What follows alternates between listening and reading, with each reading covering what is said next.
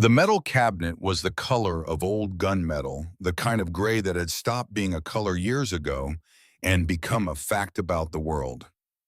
It stood in the corner of the cabin 4 feet tall, with two heavy doors held shut by a built-in lock that had not been turned in over 50 years. Forest Service property. Inventory number stamped into the steel above the handle, faded but still readable. The kind of cabinet a man might use to file his life into. Wren Holloway stood in front of it with the small steel key in her right hand and the silence of the mountains pressing in through the open door behind her. She was 21 years old. She had walked 14 miles to get here. She had crossed a pass at 7,200 feet with a 50-pound pack on her back, and her shoulders still felt the strap burns through her shirt. She had $10 to her name. She had no family. She had no home. She had no clear idea what she was going to do tomorrow or next month or for the rest of her life. What she had was this cabin and this cabinet and this key. Her hand was shaking. She did not let herself notice that her hand was shaking. She slid the key into the lock, and the lock turned with a small, dry sound, the kind of sound a thing makes when it has been waiting 50 years to be opened. The doors swung outward, and inside the cabinet was something that would change the rest of her life. But to understand what she found there, you have to go back. You have to go back to a quiet street in a suburb outside of Spokane, Washington, where a little girl sat on the kitchen floor with a road atlas open across her lap and traced the green spaces with her finger. Her mother used to find her like that. Margaret Holloway was a bookkeeper at a feed store off Highway 195. She worked 5 days a week. She came home at 6. She made dinner. She did the bills at the kitchen table after Wren went to bed. That was the shape of her life. She had not asked for any other shape. She had loved Wren's father briefly in the spring of 2001, and then the man had walked out one morning when Wren was 4 years old, and Margaret had not loved anyone since. When she found Wren on the floor with the atlas, she would lean down and look over her shoulder. "What are you doing, little bird?" "Looking at the green parts." "Why, "Because I'm going to live in one of them someday." Margaret would smile. She thought it was a phase. She thought all children went through a phase of wanting to live in the woods the way some children went through a phase of wanting to be astronauts or veterinarians. Margaret had never been to the woods. She had grown up in a small house on a small street, and she had liked it. She liked carpets. She liked thermostats. She liked the predictable hum of a refrigerator at 3 in the morning when she could not sleep. She did not understand her daughter.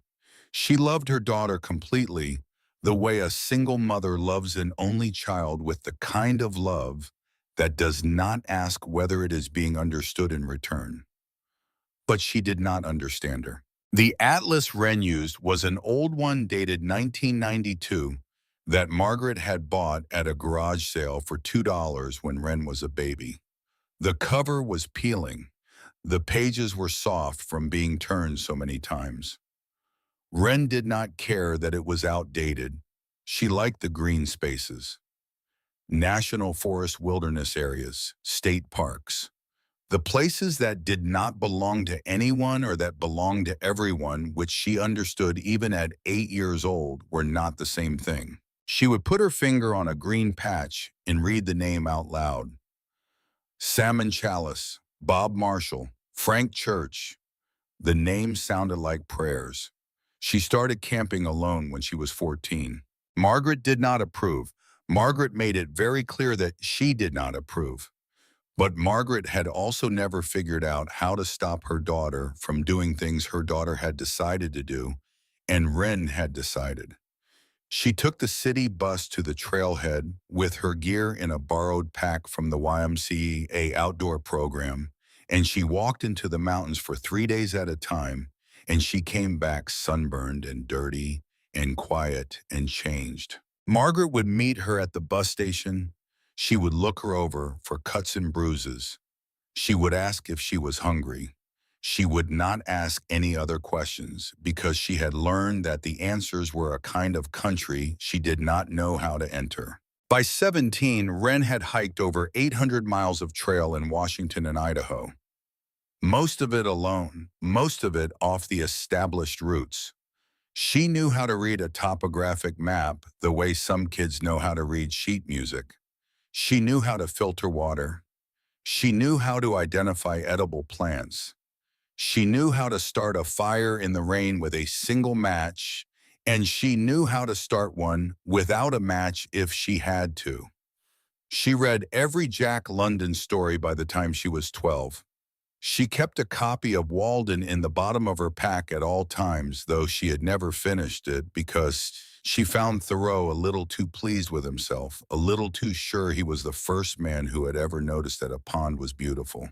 The cancer came fast. That was the thing about pancreatic cancer. It did not give you time to get ready. Margaret was 44 years old and she had a stomach ache for 2 weeks in January, and she went to the doctor on a Tuesday in February, and by the 3rd week of March, she was dead. 6 weeks. 6 weeks from the diagnosis to the funeral. Wren was 19 years old. She had been taking community college classes at the time, half-heartedly, because she had not known what else to do, and she dropped them all. The day her mother got the test results back, and she sat by her mother's bed in the hospice for the last 12 days, without leaving except to use the bathroom and eat the saltine crackers a nurse kept bringing her on a paper plate. On the second to last day, Margaret was lucid for about an hour in the late afternoon. The light through the hospice window was the color of weak tea. She turned her head on the pillow and looked at Wren, and her eyes were clearer than they had been in a week. "Little bird, I'm here, Mom. Don't live a small life. Don't live the kind of life I lived. You go to those green parts. You go and you don't come back if you don't want to." Wren could not say anything. She held her mother's hand. The hand was very thin. The skin was warm but loose, the way skin gets when the body underneath it has started to leave. Margaret died the next morning at 6:14. There was no service. Margaret had not wanted one. She had written down what she wanted on a piece of yellow legal paper and kept it folded in her wallet, and what she had written was this: "No service, no flowers. Cremate me. Scatter the ashes wherever Wren wants. Don't make a fuss." Wren scattered the ashes off a ridge in the Cascades that her mother had never seen on a clear afternoon in May. The ashes blew east into a draw of subalpine fir and disappeared. The ranch house had been rented. Margaret had never been able to afford to buy. The car had been repossessed during the medical leave when the paychecks stopped coming and the bills did not. There was no savings to speak of. There was no inheritance. There was a checking account with $83 in it.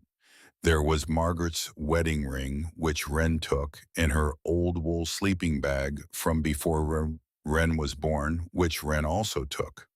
There was a small wooden box on the top shelf of Margaret's closet full of postcards from various national parks, dated from the early 1970s, addressed to someone whose name had been worn off the cards by years of handling. Wren did not know what the postcards were.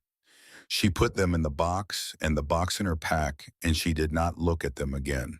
She walked out of the house for the last time on a cold morning in March, almost exactly 1 year after her mother got the diagnosis. She had $400 to her name. She did not know what she was going to do, but she knew it would involve mountains. It always did. She picked apples in Wenatchee that fall. The work was hard and the pay was bad, and she lived in a bunkhouse with 20 other seasonal workers, mostly men, mostly older, mostly people who had been doing this kind of work for decades. They left her alone after she made it clear she wanted to be left alone. The bunkhouse smelled like sweat and apple sugar and old coffee. She slept in a top bunk. She wrote in a notebook by the light of a clip-on reading lamp.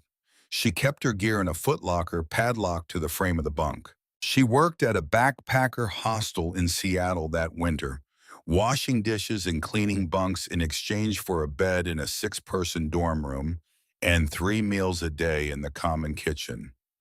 The hostel was on Capitol Hill. The other residents were mostly Australians and Germans and Canadians on long trips, surprised to find an American working there, asking her where she was from, where she was going, what her plan was. She did not have a plan. She told them she was saving money to go into the mountains, and the foreign travelers nodded gravely, the way people nod at things they understand without needing to. She did trail crew work for the Forest Service the following summer in the Cascades near Stehekin on a contract that paid $11 an hour and provided base camp lodging and meals. The base camp was 3 miles from the nearest road in a meadow at the edge of a wilderness area accessible only on foot.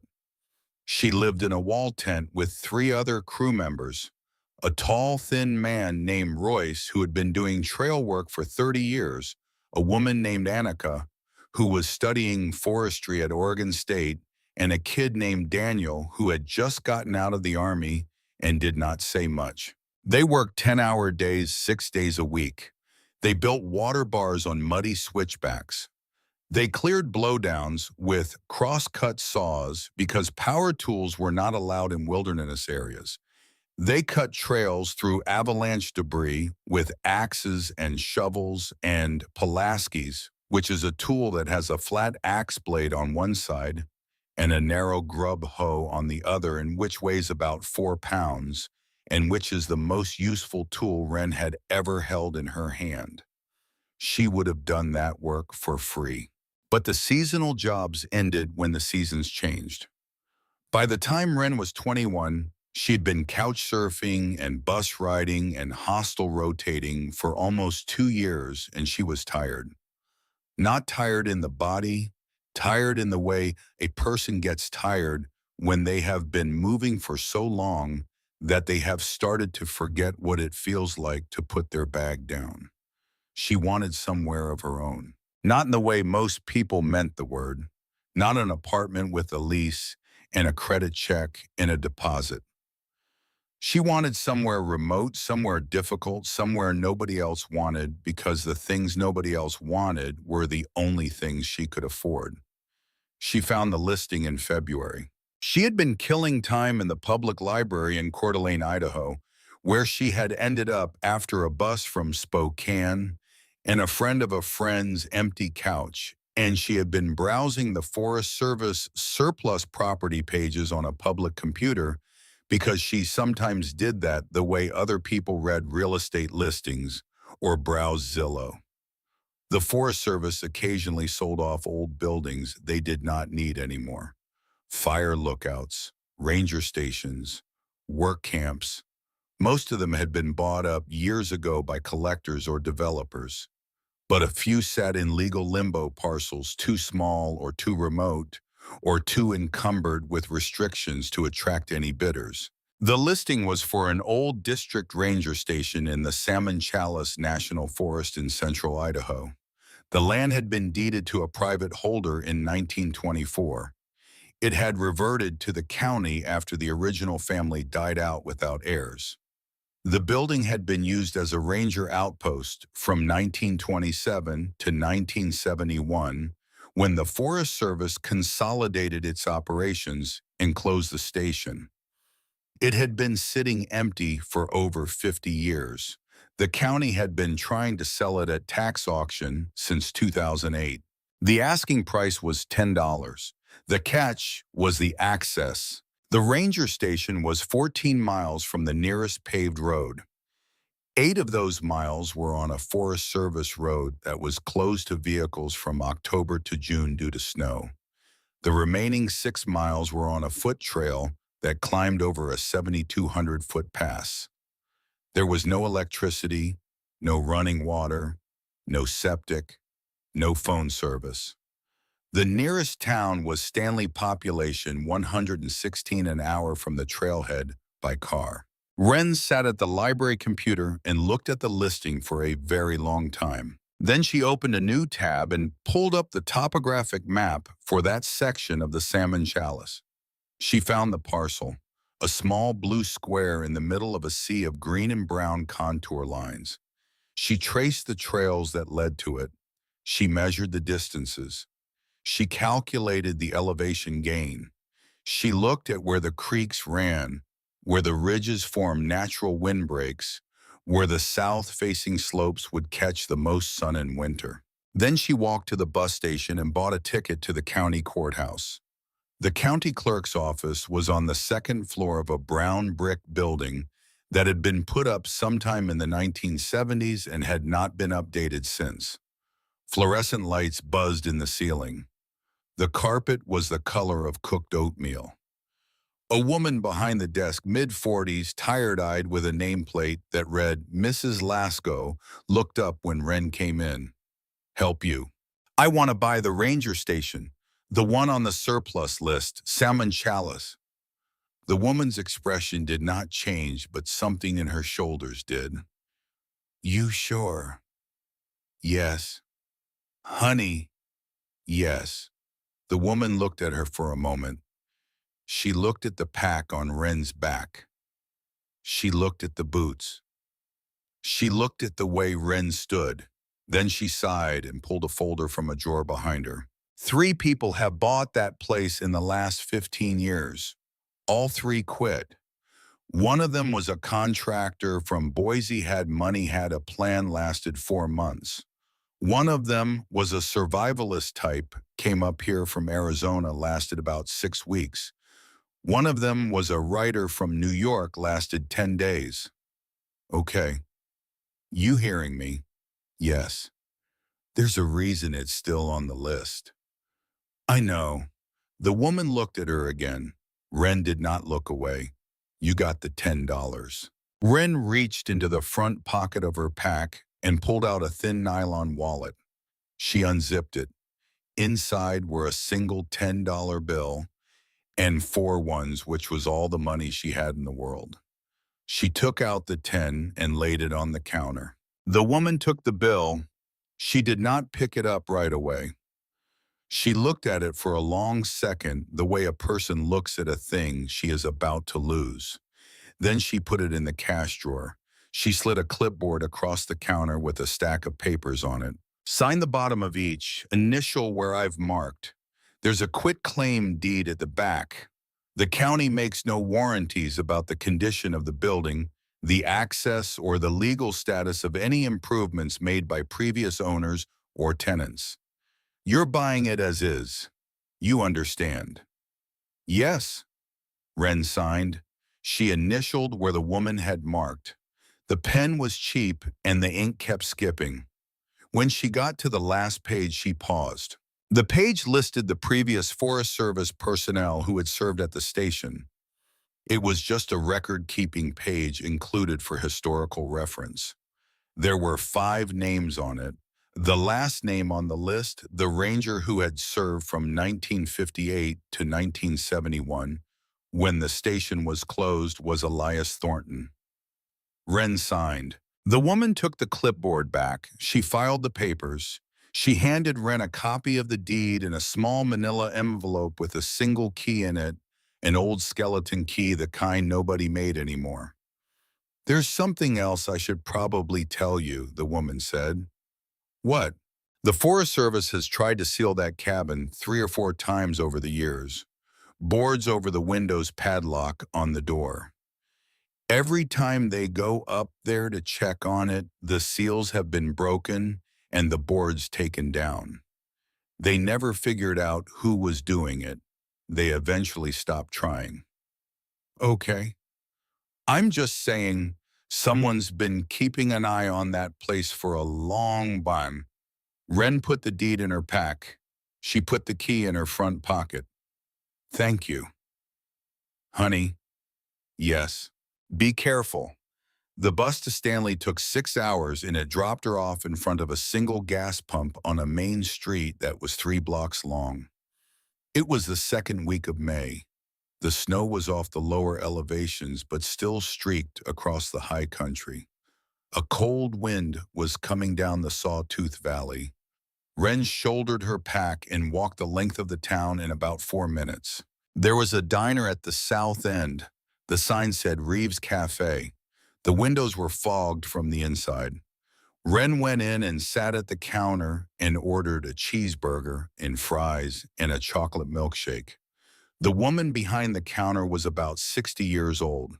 She had short gray hair and a careful face, the kind of face that has learned not to give itself away. She wore a denim shirt with the sleeves rolled to the elbows. Her hands were rough from work. Her name tag said Dottie. She brought the food and set it down without ceremony. She refilled Wren's water glass. Then she leaned against the back counter with her arms crossed and looked at Wren the way a person looks at a stranger she is trying to place. "Where are you headed?" "Up the trail, past the pass." "Which trail?" "The one that goes to the old ranger station." "The Thornton place." The woman did not move, but something happened to her face very fast, and then she put it away. She turned and made herself a cup of coffee from the carafe behind her. She brought it back.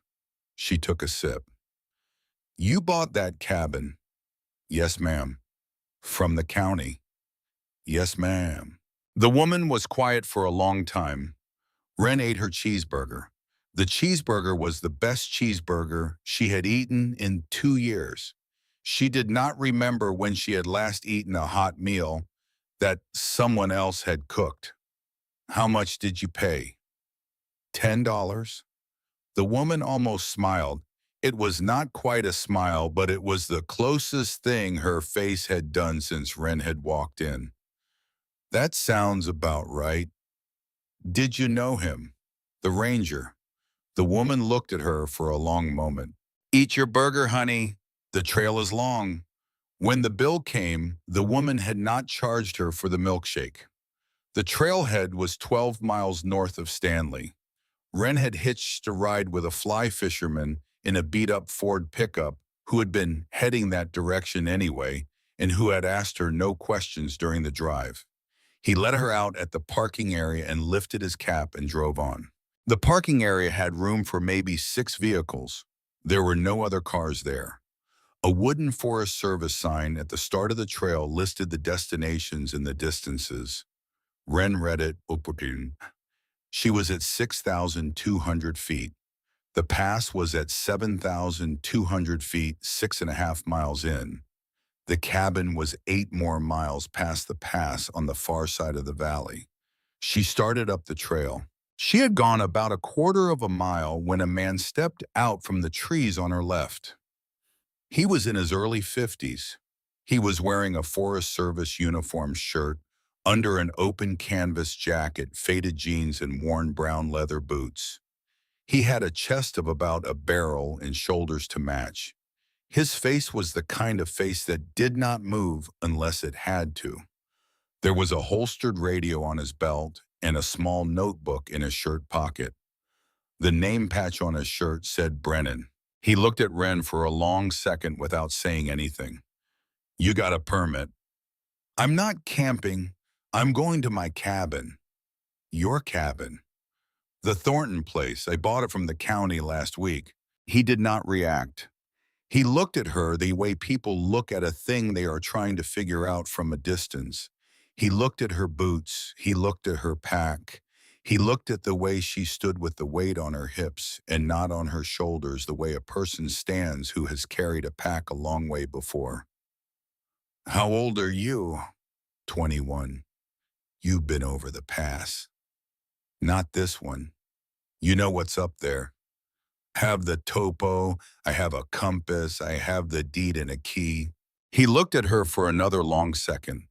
Then he shook his head very slightly, the way a man shakes his head at something that is not going to be talked out of itself. "There's snow on the north slope of the pass." "I figured." You go off trail trying to avoid it, you'll end up in the gully, and if you end up in the gully in May with the runoff, you won't come out. I'll stay on the trail. The cabin's been empty 50 years. I know. You ever spent a night alone above 7,000 feet? Yes, he stopped. Something in his expression shifted briefly and then settled back into the same flat, watchful look it had started with. What's your name? Ren Holloway. You got people, Ren Holloway. No. He looked at her one more time. Walk careful, he said. I don't want to be the one carrying you out. He stepped off the trail and disappeared back into the trees. Ren did not see him again that day. She covered the 8 miles of forest road in 5 hours. The road climbed gradually switchbacking through stands of lodgepole pine and aspen, crossing 2 creeks on simple log bridges. At the bridges, she stopped to filter water and rest her shoulders. She passed a Forest Service work site that had been closed for the season, the equipment locked in a small steel shed.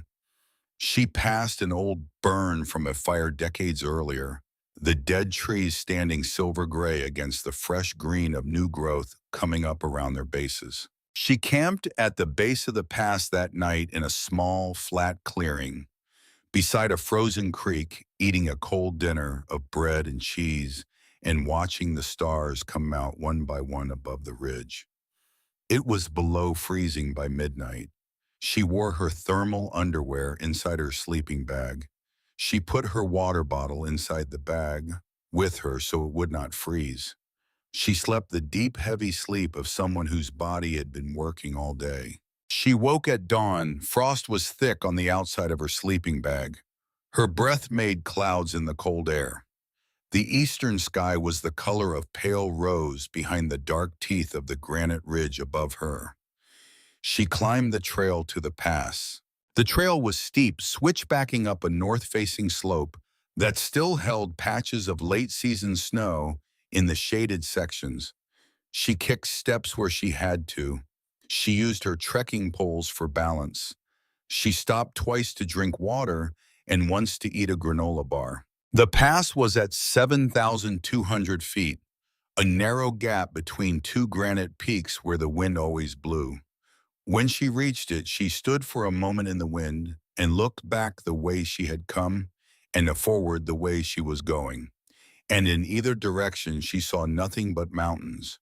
No roads, no buildings, no power lines, just rock and snow and sky. Something happened to her then. She did not have a word for it. It was not happiness exactly, and not relief and not grief, though it had pieces of all three in it. It was the feeling of having spent her entire life looking at maps and dreaming of standing exactly where she was now standing. And the maps had been right. The maps had been telling the truth. She started crying in the wind on the pass. She had not cried since her mother's funeral. She let herself cry for about 90 seconds, and then she wiped her face with the back of her glove and started down the other side. She descended through a long valley of lodgepole pine and aspen. The aspens were just starting to leaf out. The new leaves were the brilliant pale green that aspens get in spring, like 1,000 small lanterns held up against the dark green of the conifers. The trail was easier here. The slope was gentler. The footing was dry. She made good time. By mid-afternoon, she was walking through subalpine meadows where the snow had melted and the first wildflowers of the season were appearing. Glacier lilies, spring beauties, pasque flowers in their fuzzy purple-gray clusters. She stopped at a creek crossing to filter more water. She ate a handful of dried apricots. She arrived at the cabin just before sunset. The cabin sat in a small clearing on a flat shelf of land above a creek. It was built of dark stained logs, single story, with a steep green metal roof designed to shed snow. A small covered porch fronted the south side. A stone chimney rose from the west wall. 3 windows on the front, 2 on each side. A simple wooden door painted faded brown with a small carved wooden sign above it. The lettering on the sign was too weathered to read. Behind the cabin, partially visible through the trees, was a tall wooden fire lookout tower, leaning slightly but still standing, about 60 feet tall with a small enclosed cab at the top and a switchback ladder running up the side. Wren stood at the edge of the clearing and looked. The light was the color of late copper. The lodgepole pines around the clearing stood tall and straight, their lower trunks bare for the first 20 feet the way lodgepoles always grow reaching for the sun. A cold breeze came down off the ridge and made the tops of the trees move slowly in unison, a long, slow wave that traveled the length of the clearing and disappeared into the forest beyond. Somewhere in the distance, a raven called. The sound carried impossibly far in the thin mountain air. This was it. This was the place she had been looking at on maps for 13 years. She walked across the clearing to the cabin. The porch boards creaked under her boots, but they held. She took the skeleton key out of her pocket and tried it in the lock. The lock did not turn. She tried it again. It still did not turn. The lock was old and rusted, and the key was bent, and she could not get the tumblers to engage. She put the key back in her pocket. She put her shoulder against the door and she pushed firmly. The wood around the latch was soft from 50 years of weather. The latch gave with a small splintering sound and the door swung inward. She stepped inside. The interior was a single large room. The floor was rough-cut pine planks, dark with age but solid. The walls were the same dark logs as the exterior, the chinking between them mostly intact, only a few gaps near the corners where the daubing had crumbled. The ceiling was open to the rafters with a small loft area at one end, accessible by a wooden ladder. A stone fireplace dominated the west wall. Its mantel was rough-cut from a single piece of timber. The hearth was made of flat creek stones fitted together. Beside the fireplace stood an old wood cook stove, cast iron, the surface rusted but the firebox intact. Furniture had been left behind. A heavy wooden table in the center of the room with two chairs, a simple cot frame against the back wall, a bookshelf along the east wall empty now but still standing, a small writing desk under one of the front windows, a coat rack by the door with 3 iron hooks. Everything was covered in dust. Everything looked exactly as it had when the last ranger walked out in 1971. Wren stood in the middle of the room and turned in a slow circle.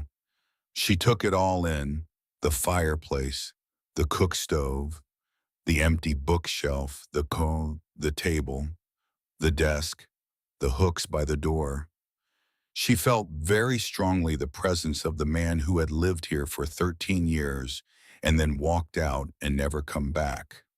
She did not know him, but she could feel the shape of him in the cabin, the way you can feel the shape of someone in their handwriting. Then she went outside and she walked around the cabin and she went to the woodshed. The woodshed was a small structure attached to the back of the cabin, open on one side with a slanted shake roof. Inside it were several cords of split lodgepole pine, stacked in tidy rows the way a man stacks wood when he expects to come back and use it. Wren reached out and put her hand on one of the logs. The wood was dry, the split surfaces were clean. There was sap in some of the cuts, sticky and pale the way sap is when it has been recently exposed to air. The smell of the wood was sharp and resinous, the kind of smell fresh split pine has for a few months before it weathers. This wood had not been split 50 years ago. This wood had been split at the latest in the past 12 months, maybe more recently than that, maybe within the past few weeks. Wren took her hand off the log. She stood very still in the doorway of the woodshed. She looked at the cabin behind her. She looked at the trees around the clearing. She listened to the silence of the mountains. which was not really silence but a slow and continuous music made of wind and creek water and the small movements of small living things. Someone had been here. Someone had been here recently. Someone had been keeping the woodshed stocked the way a man keeps a woodshed stocked when he expects the cabin to be used. The county clerk had said someone had been breaking the Forest Service seals for years. Wren had heard that and not understood what it meant. Now she understood. Someone had been taking delivery of this place for decades, through the death of the ranger who had lived here, through the closure of the station, through every attempt by the government to shut it down. Someone had been chopping wood and stacking it in the shed and keeping the cabin alive. Whoever they were not here now, but they would come back. Wren went back into the cabin. The light was fading. She lit the small camp lantern she had carried in. She set it on the table. The yellow light spread across the room, across the dusty furniture and the empty bookshelf and the cold fireplace. In the corner of the room beside the bookshelf stood the metal cabinet. It was the kind of cabinet the Forest Service had once issued to its district stations. Gray steel, 4 feet tall, 2 doors with a built-in lock. Government property stamped with a faded inventory number near the top. The lock was rusted but intact. The doors were closed. They had been closed since 1971. Wren walked to the cabinet. She tried the handle. Locked. She looked around the cabin. She walked to the door. Hanging from a nail above the door, where she had not noticed it when she came in, was a small metal ring with 3 keys on it. 2 of the keys were old skeleton keys, the kind that fit the cabin door and the lock she had already broken. The third was a small steel key, the kind that fit a filing cabinet. She took the ring down off the nail. She walked back to the cabinet. The lantern light made her shadow long across the dusty floor. She put the small steel key into the lock of the cabinet. She turned it.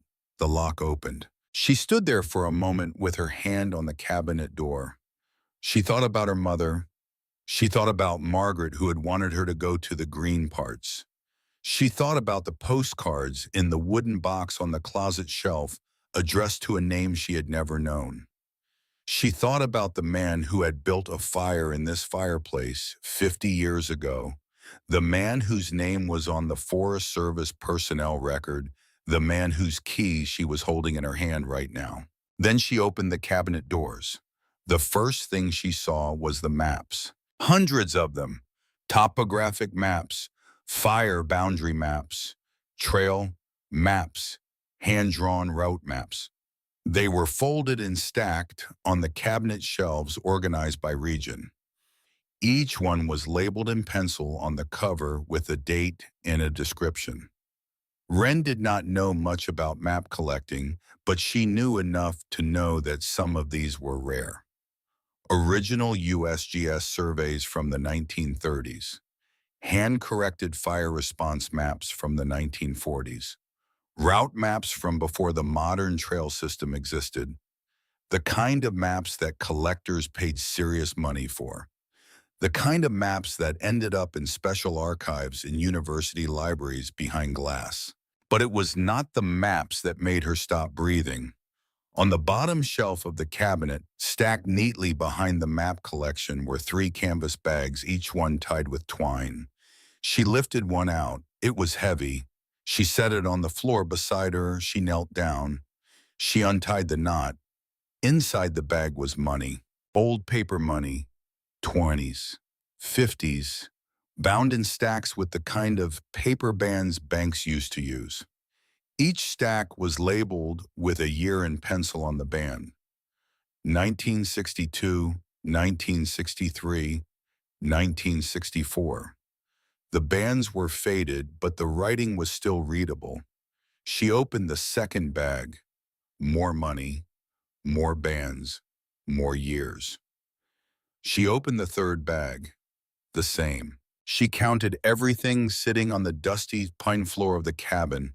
In the yellow light of the camp lantern, with the late evening cold seeping through the gaps in the chinking and the sound of the wind moving through the lodge poles outside.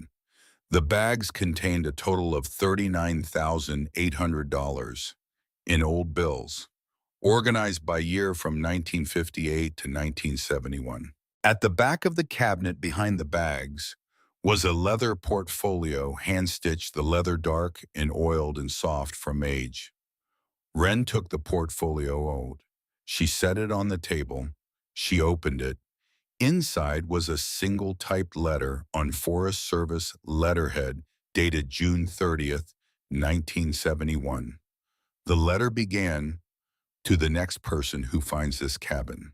My name is Elias Thornton. I have served as the district ranger of this station since 1958 when I was 27 years old. For 13 years, this cabin has been my home, and these mountains have been my responsibility. I have kept the trails maintained, the fire roads cleared, and the lookout tower in working order. I have buried the dead from 3 search and rescue operations. I have helped birth one child whose mother miscalculated her trip. I have loved this country with the kind of love that does not require explanation. The Forest Service is closing this station next month as part of a consolidation. They have offered me a desk job in Salmon. I have declined. I am moving to Alaska to take a position on the Tongass. I will not be coming back. Over the years, I have saved a portion of my paycheck in cash every month and stored it in this cabinet. I never spent much.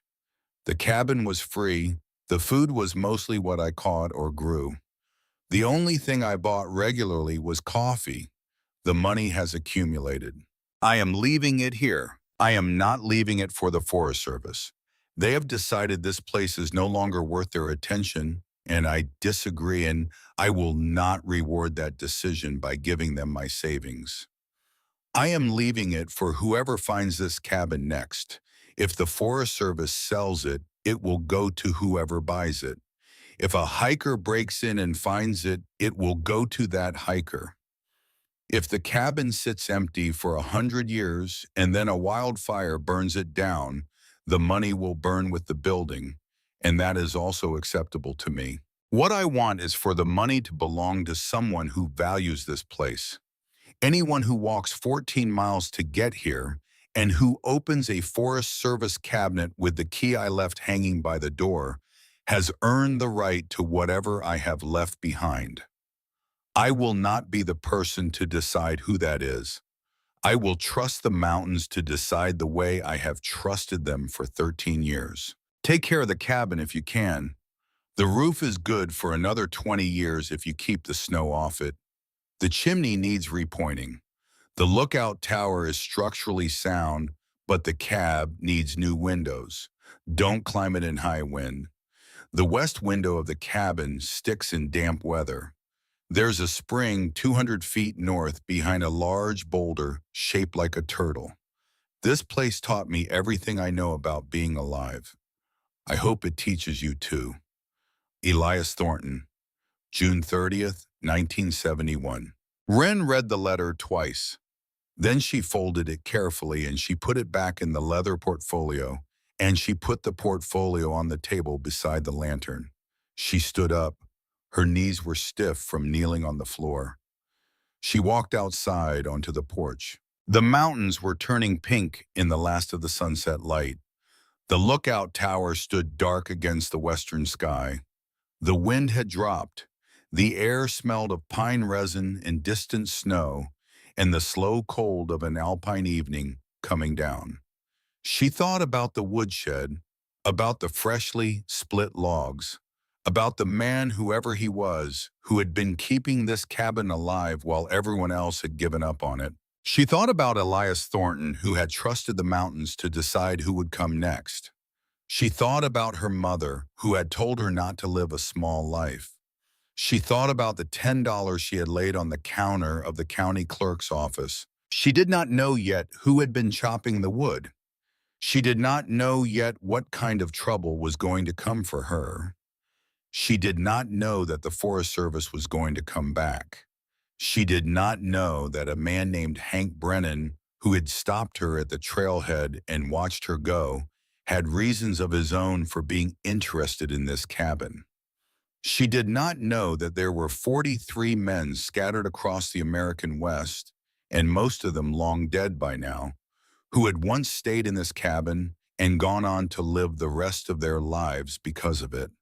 She did not know that an old typed letter on a kitchen table in Juneau, Alaska, had her name in it in a way even though it had been written before she was born. She did not know any of that yet. What she knew was this: the mountains had brought her here, through 13 years of looking at maps, through 2 years of seasonal work and bus stations and library computers, through the death of her mother and the loss of the only home she had ever known, through 14 miles of trail and a pass at 7,200 feet.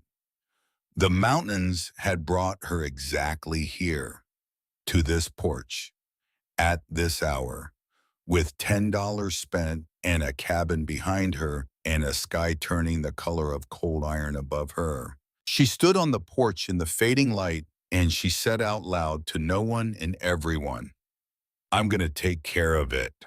The wind moved through the lodge poles.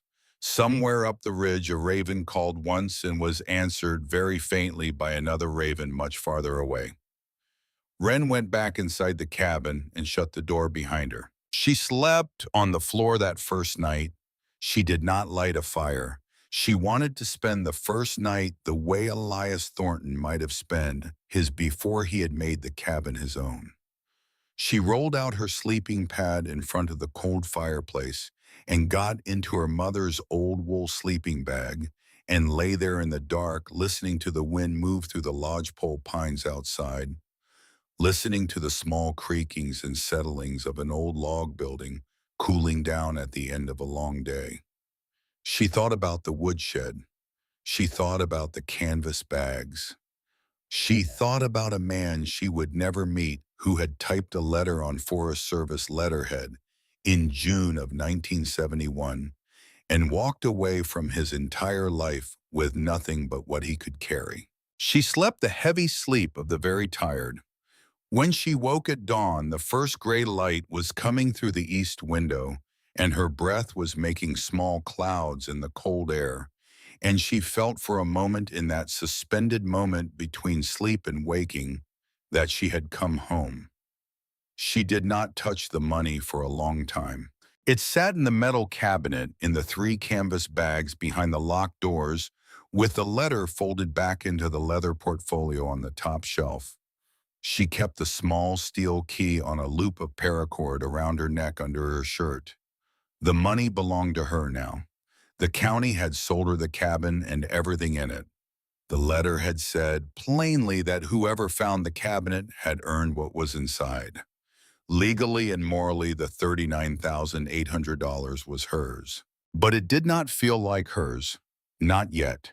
It felt like something that had been given to her in trust, and she did not yet understand what the trust required of her, and until she understood, she did not want to spend any of it. So she did not. She did the work of the first weeks instead. She scrubbed the floors with a stiff bristle brush and a bucket of creek water heated on the cook stove. She replaced the chinking in the worst of the gaps along the corner walls, mixing a small batch of mortar from a bag of cement she carried in from town. She cleaned the cook stove and the fireplace, scraping out 50 years of creosote and ash. She inventoried the maps slowly, one at a time, unfolding each one carefully on the table and noting its condition before refolding it along the original creases. She walked the 8 miles back to the trailhead and the 8 miles back 2 weeks later, and again 2 weeks after that, carrying supplies on her back. The supply runs became a kind of ritual. She would leave the cabin at dawn. She would walk down the trail to the forest road and the forest road to the trailhead. She had bought with the last of her own money a cheap mountain bike from a man in Stanley, and she kept it locked to a tree at the parking area.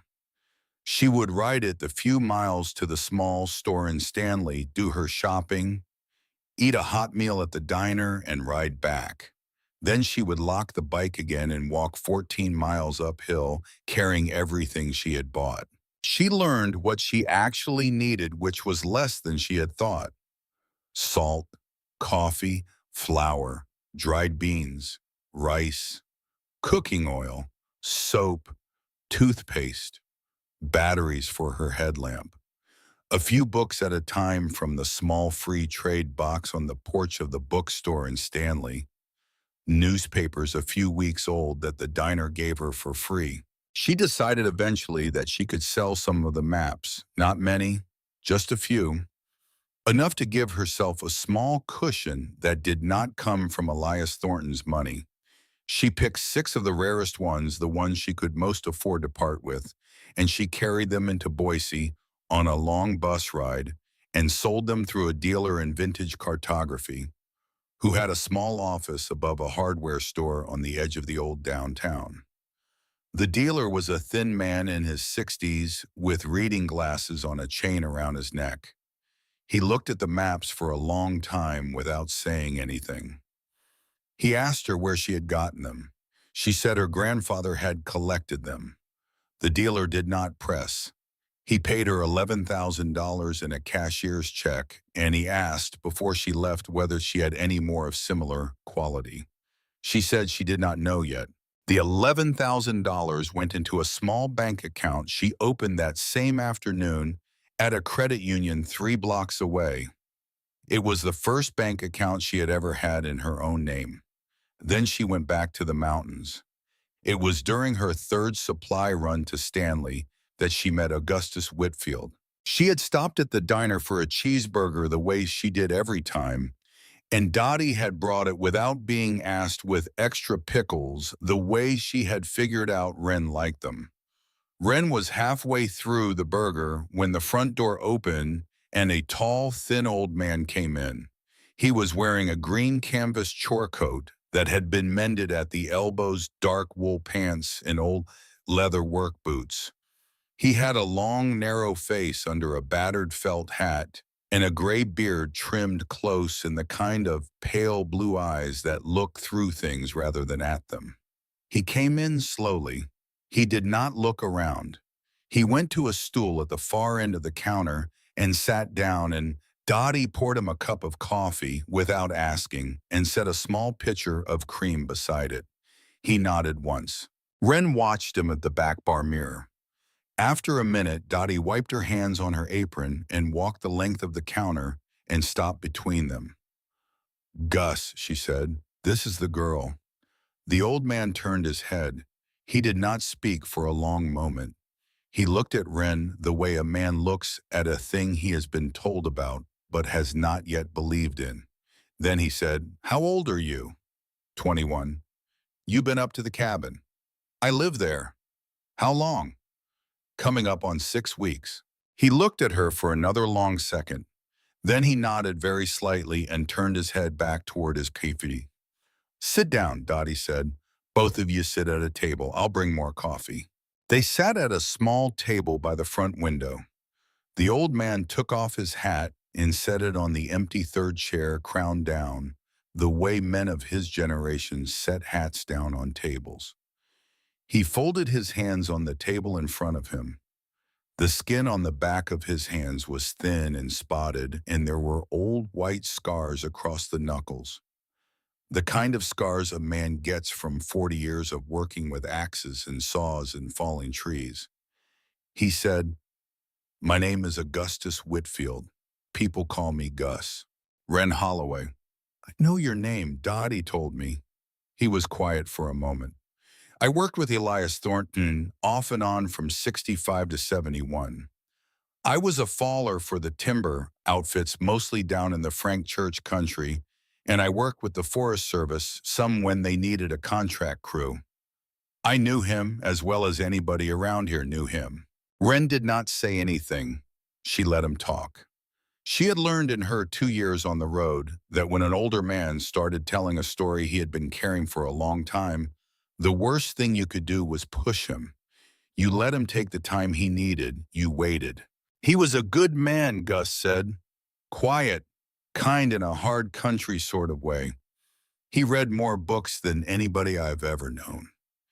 He kept that cabin like it was a piece of him. He wrote his reports by hand and turned them in once a month at the Stanley station. He never married. He never had any people, far as I know, except a sister down in Utah who he wrote letters to. When the service closed the station in '71, he packed his gear and walked out and went to Alaska, and that was that. He paused. He took a slow sip of his coffee. You found his money. It was not a question. Yes, Ren said. How much? Almost 40,000. He nodded slowly. He did not seem surprised. He told me once he was saving everything he made. I asked him what for. He said he wasn't saving it for. He was just saving it. Said spending it would mean leaving the cabin to do it, and he didn't see the point in leaving the cabin. Why are you telling me this? He looked at her across the table. Because Dottie said you came in here 3 weeks ago looking like a ghost that hadn't figured out it was dead yet. And now you've been up to the cabin 6 weeks and you're sitting in here like you belong somewhere again. And I figure that means the cabin is doing what it's supposed to do. And I figure if it's doing what it's supposed to do, then somebody ought to make sure you don't kill yourself up there before the snow comes. He let that sit in the air for a moment. Have you split wood before? Yes. With a maul or with a hydraulic splitter? A maul. How much wood do you have laid in for winter? There's about 3 cords in the shed already from before. He looked at her sharply. 3 cords already split? Yes. Who split it? I don't know. It was there when I got there. He was quiet for a long second. That wood was there in the shed. Yes. How fresh? Recent, within the last year. Maybe more recent. Gus picked up his coffee. He drank from it slowly. He set it down. 3 cords won't get you through the winter, he said. Not at that elevation. You'll need 6. Probably closer to 8 if it's a hard year. You'll need a cord and a half of kindling on top of that, and that's a lot of small splitting. You start now and you might make it. You don't, and you'll be burning your furniture by February. Will you teach me? He looked at her for a long time. Yeah, he said, I'll teach you. He came up to the cabin 3 days later on foot with a canvas pack on his back and an old felling axe on his shoulder. 78 years old, and he made the 14 miles in 2 days, the same as Ren had. He arrived in the late afternoon, dropped his pack on the porch, looked the cabin over for the first time in 53 years and said, place looks the same. He stayed for 9 days that first time. He showed her how to drop a standing dead lodgepole without pinching the sack, how to limit efficiently, how to bucket into rounds of the right length for the cook stove and a different length for the fireplace. He showed her how to read the grain of a round before swinging the maul where the natural splits wanted to go, how to use less force and more accuracy. He showed her how to stack wood in a cross pattern at the ends of the rows so the stacks would not fall down. He showed her how to tell from the bark and the weight whether a piece of standing dead was sound all the way through or whether the heartwood had rotted out. He showed her how to set snare wire for snowshoe hair in the willow thickets along the creek. He showed her the trick of reading weather from the way the clouds moved across the high peaks in the afternoon and what the sky looked like the day before a storm and the day before a real storm and the difference between them. He showed her how to fix the cook stove damper, which had a piece of warped metal that needed to be hammered straight every couple of years. He showed her how to repoint the fireplace mortar without making the chimney draw worse. He talked while he worked. He told her about the country, about the fires he had seen as a young man, the big burns of the 50s and 60s, the smoke that had hung in the valleys for weeks at a time. He told her about the loggers he had worked with, the men long dead now, the small camps deep in the wilderness that had been there before the wilderness was the wilderness. He told her about Elias Thornton in pieces, a story at a time, never the whole thing at once. On the last night before he hiked out, they sat on the porch in two rough split log chairs that he had built that afternoon out of a single windfall lodgepole. The sun was setting behind the western ridge. The aspens in the meadow were starting to gold around the edges of the leaves. It was the second week of August. Storm coming in 3 days, Gus said. Not a big one, but the first frost will be on its heels. Okay. Winter comes early up here. Real winter. By Halloween, you won't be able to get out unless you ski. By Thanksgiving, the road will be drifted to the second story. You understand what I'm telling you? Yes. You got medicine. You got matches in 3 different waterproof places. You got a way to signal. Yes, he nodded. He drank from the tin cup of coffee in his hand. There's something I haven't told you. She waited. The wood in the shed when you got here. The fresh split wood. I didn't split it. I know. I figured you'd figured that out. Yes, he looked at her. I have a guess about who did. But it's a guess, and I'm not going to say it out loud until I'm sure. You leave that question be for now. It'll answer itself when it wants to. She did not press him. He left in the morning before first light the way he had come. She stood on the porch and watched him cross the meadow and disappear into the trees on the trail south. She did not know if she would see him again. He had not promised that he would come back. He had only said, "You take care of this place." She had said, "I will." The first hard frost came the second week of September. The aspens went from green to gold in 3 days. The willows along the creek turned the color of old brass. The high peaks got their first real snow on the 18th, a thin dusting that did not melt off the north faces. Wren cut wood 12 hours a day for 3 weeks. Her hands cracked. Her shoulders ached. She slept like a stone. Hank Brennan came up the trail on the 1st of October. She did not see him coming until he was already in the meadow. He was not alone. There was another man with him in his early 60s wearing a Forest Service uniform, with more decoration on the shoulders than Hank's, a thicker jacket, a leather portfolio under his arm. The two men walked across the clearing, and Hank stopped at the edge of the porch and tipped his cap formally. Ms. Holloway. Ranger Brennan. This is District Supervisor Marcus Pendleton from the Salmon Office. He needs to ask you some questions.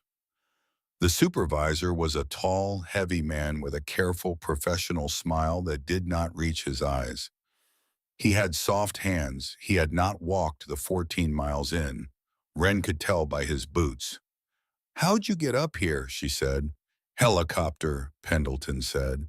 "Set us down in the meadow about a quarter-mile east. Standard procedure for an administrative visit." "Okay. May we come inside, ma'am?" "You can come up on the porch." She did not invite them in. She did not offer them coffee. She stood in the open doorway of the cabin with her arms crossed. Pendleton opened the leather portfolio and produced a packet of papers. "Ms. Holloway, the Forest Service has been reviewing the legal status of this parcel in light of recent inquiries. We have determined that there are some irregularities that need to be addressed, such as the original 1924 deed transferred the land to a private holder. That much is clear. However, the building you are currently occupying was constructed by the Forest Service in 1927 with federal funds on what was at that time a parcel of inholding land. The structure itself, the cabin, the lookout tower, the woodshed, the outhouse, all of it may be considered federal property regardless of who owns the land underneath it. The county sold me the cabin. I have a quit-claim deed. The county made certain assumptions when they conveyed the property. We are reviewing whether those assumptions were correct. What does that mean? It means, Pendleton said with the same careful smile, that we may need to repossess the structure under eminent domain. The land would still be yours. The buildings would not. She did not say anything. She looked at Hank. Hank's face was completely flat. He was staring at a point about 3 feet to the left of her shoulder. There is also, Pendleton went on, the question of certain federal property that has been reported missing from this station. Records indicate that the station's reference library, including a number of original USGS surveys and historical mapping documents, was never inventoried out of federal possession. If those documents are still on the premises, they remain federal property. We would need to conduct a thorough inspection. Wren felt something cold move through her chest. You don't have a warrant. Pendleton's smile thinned. Ma'am, we don't need a warrant to inventory federal property on what may be a federal occupancy structure. We are giving you the courtesy of an informal visit before we move to formal action. Then this is the informal visit. You can hike out the same way I came in. The road's 14 miles. I'm sure your helicopter is waiting. The smile disappeared. Ms. Holloway, we can do this the easy way or the hard way. You can come back with a warrant. That's the only way you're coming in this cabin. There was a long pause. The wind moved through the lodge poles. Far away, an aspen leaf detached from a tree and spiraled down through the air. Pendleton closed his portfolio. We'll be in touch, Ms. Holloway. He turned and walked back across the clearing. Hank did not follow him right away. Hank stood at the bottom of the porch steps for a moment looking up at her. He looked like he wanted to say something. He did not. He turned and followed Pendleton across the meadow. They disappeared into the trees. 20 minutes later, Wren heard the helicopter lift off, the heavy thump-thump of the rotors echoing off the granite walls of the valley, the sound fading slowly until there was only the wind again. She sat down on the porch. Her hands were shaking. She put them flat on her knees and waited until the shaking stopped. She walked to Stanley 3 days later. She walked the whole 14 miles in one day hard, getting to the diner at dusk. Dottie took one look at her face and put a cup of coffee in front of her without saying anything, and then she went and locked the front door and turned the open sign to closed and sat down across from her in the booth at the back. They came, Dottie said. Yes. Pendleton. You know him. I know of him. He's not from around here. He came up from Salt Lake 6 years ago. He's been wanting to make a name for himself ever since. There's a rumor he wants the regional office, and he thinks closing out a few legacy issues will get him there. They want the cabin. They want the maps. Wren looked up. How do you know? Gus told me. He came down off the mountain and stopped here on his way out, and he told me about the maps. I didn't know there were that many. He said some of them were the kind that belong in a museum. They are. That's what they're after. The cabin is a pretext. They can't legally seize private property without cause. But if they can argue the cabin is a federal structure, they can argue the contents are federal property, and they can take the maps. The cabin they don't actually want, they'll let it fall down once they've cleaned it out. Wren did not say anything. Listen to me, Dottie said. I want you to understand something. There is more to that cabin than a pile of money in a cabinet.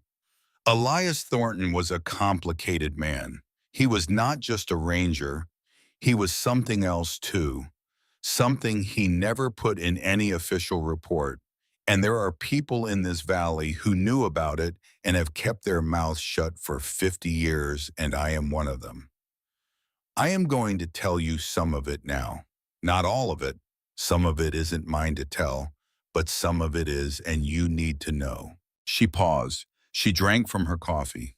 In 1958, when Elias took the post, the country was different. The Depression had been over for almost 20 years, but there were still men out there, men who had never come back, men who had been on the road since they were boys, who had lost their families in the dust years and never found their way to anything else. They moved through the high country in summer and went south in winter. Some of them were veterans. Some of them were just lost. The Forest Service had a policy of moving them along whenever they were found. The policy came down from Washington. Elias didn't follow the policy. Elias did not follow the policy. He fed them. He let them stay in the cabin when the weather was bad. Some of them stayed for a few days. Some of them stayed a week. He never wrote any of it down in his reports. He logged them as solo hikers if anyone asked. He gave them food. He let them sleep on the floor in front of the fire. He never asked them where they were going or where they had been. And when they were ready to leave, he gave them sometimes a little bit of money out of his own paycheck to help them get to the next place. How many? I don't know. Nobody knows the number. Probably more than you'd think. He did it for 13 years. He never told anybody. Some of them found out later that other people had stayed there. They kept it quiet. It was a kind of underground for a while, a cabin that the men who knew about it just knew about. After Elias left, the cabin fell empty, but the people who remembered him kept the story going, and when somebody was in real trouble, sometimes they would tell them about a place in the Salmon Chalice where you could spend a week and nobody would bother you if you could get there. The wood in the shed was for them. Ren stared at her. Who's been splitting it all these years? That, Dottie said, is a question I'm not going to answer for you. It's not my answer to give. You'll find it out when you find it out. She was quiet for a moment. There's a list somewhere in that cabin if Elias kept records, which he might have. Every man who stayed there, he would not have wanted them named officially, but he had a memory like a steel trap, and he knew how to keep his own kind of records. If the Forest Service gets in there before you do, they'll find that list and they'll use it however they want to use it. So my advice to you is find the list first. Ren did not sleep much that night. She stayed in a small room above the diner that Dottie kept for emergencies and travelers, and she lay on the narrow bed and stared at the ceiling and thought about what Dottie had said, about the men, about the cabin, about a ledger somewhere that she had not yet found. She walked back up to the cabin the next morning. She searched the cabin for 3 days. She lifted floorboards. She tapped the wall logs. She emptied every drawer in the writing desk. She unstacked the books on the bookshelf one by one and looked behind them. She climbed up to the loft and pulled apart the small, straw-filled mattress that had been left there since 1971 and shook it out. She did not find anything. On the 4th day, she went up the lookout tower. The ladder was a long, switchbacking series of wooden steps with a handrail on the inside. She climbed slowly, testing each step before putting her full weight on it. The wind was steady out of the west, maybe 15 miles an hour, not enough to be dangerous, but enough to make the tower sway slightly when she got above the tops of the trees. The cab at the time was a small, enclosed wooden room about 10 feet square, with windows on all 4 sides. The inside was dirty, but mostly intact. There was an old metal map table bolted to the floor, an Osborne firefinder mounted at the center, the kind of optical instrument they had used in the old fire lookout days to triangulate smoke columns. The table was covered in dust. She started looking. She checked the map table drawer. She checked under the cushion of the small wooden stool. She checked the corners of the floor. The floor of the cab was made of tongue and groove pine planks. They were smooth and worn from 50 years of foot traffic. One of the planks near the southwest corner was very slightly raised. She knelt down and ran her finger along the seam. The plank was loose. She got her fingernails under the edge and lifted. There was a small space beneath 6 inches deep lined with sheet metal to keep moisture out. Inside the space was a rectangular tin biscuit box, the kind you would get for Christmas in the 1950s, with a faded picture of a hunting dog on the lid. She lifted the box out. It was heavy. She set it on the map table and opened it. Inside was a leather-bound journal. The cover was dark and oiled. The pages when she opened it were filled every line with small, careful handwriting in pencil. The first entry was dated July 14th, 1958. The last entry was dated June 28th, 1971. 2 days before Elias had typed the letter that Wren had found in the cabinet. She brought the journal down from the tower. She sat at the cabin table that night with a lantern lit and a fire going in the fireplace, and she began to read. She read all night. She read about the country, about the seasons, about the work, about the trails, about the long walks Elias had taken to reach distant fires, and the times he had nearly died, and the times he had been bored for weeks at a stretch, and the books he was reading, and the meals he was cooking, and the way the light fell across the meadow in the late afternoon in October. And she read about the men. He did not name them mostly. He used initials, sometimes only descriptions.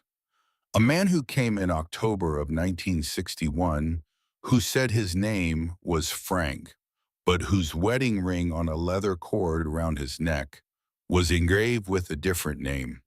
A man who came in the summer of 1963, who had been a medic in Korea, and who could not stop washing his hands. A man who came in February of 1966 on snowshoes with his feet so badly frostbitten that Elias spent a week thawing them out in lukewarm water and another 2 weeks feeding the man a broth before he could walk again. There were dozens of them. There were 43 by the end by Wren's count, with some entries so brief they might have been a fourth or fifth person Elias had not bothered to write down separately. 43 names. Some of them came back. Some of them came once and never again. Some of them sent letters years later, which Elias mentioned in passing letters from places like Tucson and Reno, and a town in Wyoming Wren had never heard of. The last entry on June 28, 1971 said this: 43rd tomorrow. Last one I'll see here. He came in with bad pneumonia and I don't know if he'll make it. I am going to leave him with a week of food and the warmest clothes I have, and I am going to walk down to Stanley and ask the doctor to come up. After that, I am going to start packing. The service is closing the station. I am going to Alaska. I will not be coming back. The cabin is going to sit empty. I do not know what will happen to it. I have left the money in the cabinet. I have left this journal in the tower. If anyone ever finds either of them, I hope they find both. I hope they understand what this place was for. I hope they understand that a building can be more than the sum of its boards. The pencil writing stopped. Wren closed the journal. The fire had burned down to embers. The cabin was very quiet. Outside, an October wind was moving through the lodge poles, the long, slow-breathing sound of high country wind that had been the same sound for 10,000 years. She sat at the table for a yang time without moving. 43 men, maybe more. 43 lives at least that had been kept alive in this room. 43 reasons the cabin existed. She thought about the woodshed. She thought about the freshly split logs. She thought about all the people who had ever stayed here, who would by now be in their 70s and 80s and 90s, who would mostly be dead. And she thought about the children of those people, the sons and daughters who had grown up with the story they only half believed, the story of a cabin in Idaho where their father had once been kept alive for a week. Somebody was still splitting wood for the next person who needed a place to be. Wren did not know yet who, but she was beginning to have a feeling. Winter came hard in the second week of November. The first storm dumped 22 inches in 3 days. The wind drifted it against the north wall of the cabin until the snow was almost up to the roof line on that side. Wren shoveled twice a day to keep paths open to the woodshed and the outhouse in the spring. She wore her mother's wool sleeping bag draped across her shoulders inside the cabin like a robe. She kept the fire going 24 hours a day. She ate slowly, rationing what she had planning for the possibility that the storms might not let up for weeks. The second storm came at the end of November. It snowed for 5 days straight. On the fourth day, the wind shifted out of the northwest and got teeth in it. Wren could not see across the meadow. She brought firewood inside the cabin in armloads and stacked it along the east wall. She melted snow on the cook stove for water. She read the journal a second time, then a third.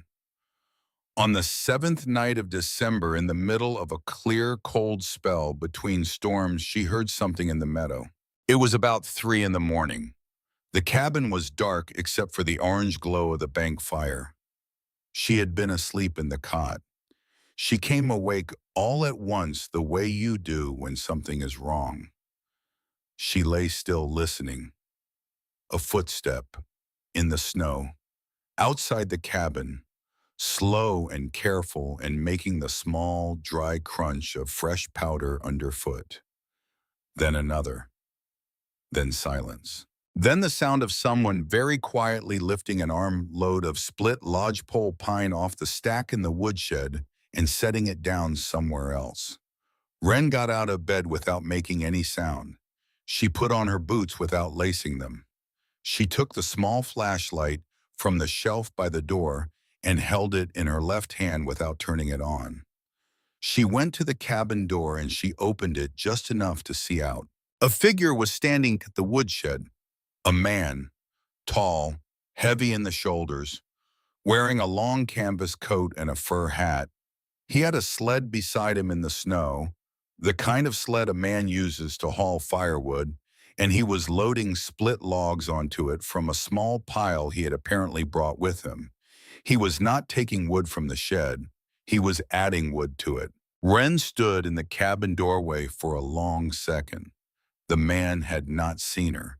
He worked steadily without hurry, the way a man works at a job he has done 1,000 times. She lifted the flashlight. She turned it on. The beam fell across the man's face. Hank Brennan looked up into the light. His face was older in the cold blue moonlight than it had been at the trailhead in May. There was frost in his beard. He held an armload of split lodgepole. He did not run. He did not say anything. He just looked at her. "Come inside," Wren said. "It's cold." He set the wood down on the sled. He brushed the snow off his coat. He came up onto the porch and stamped his boots, and then he came inside the cabin and he closed the door behind him. He stood inside the door for a moment without moving. He took off his fur hat. The frost in his beard was already starting to melt in the warmth of the cabin, and a small drop of water ran down the side of his jaw.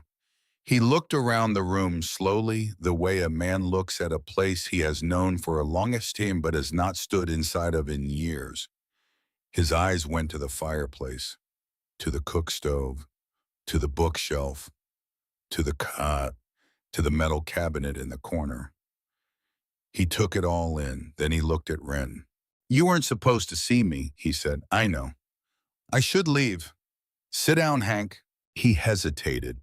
He stood there with his hat in his hands, a 52-year-old man caught at 3 in the morning doing something he had been doing in secret for a long time, and for a moment Wren thought he might turn and walk back out into the cold and the dark and disappear up the trail.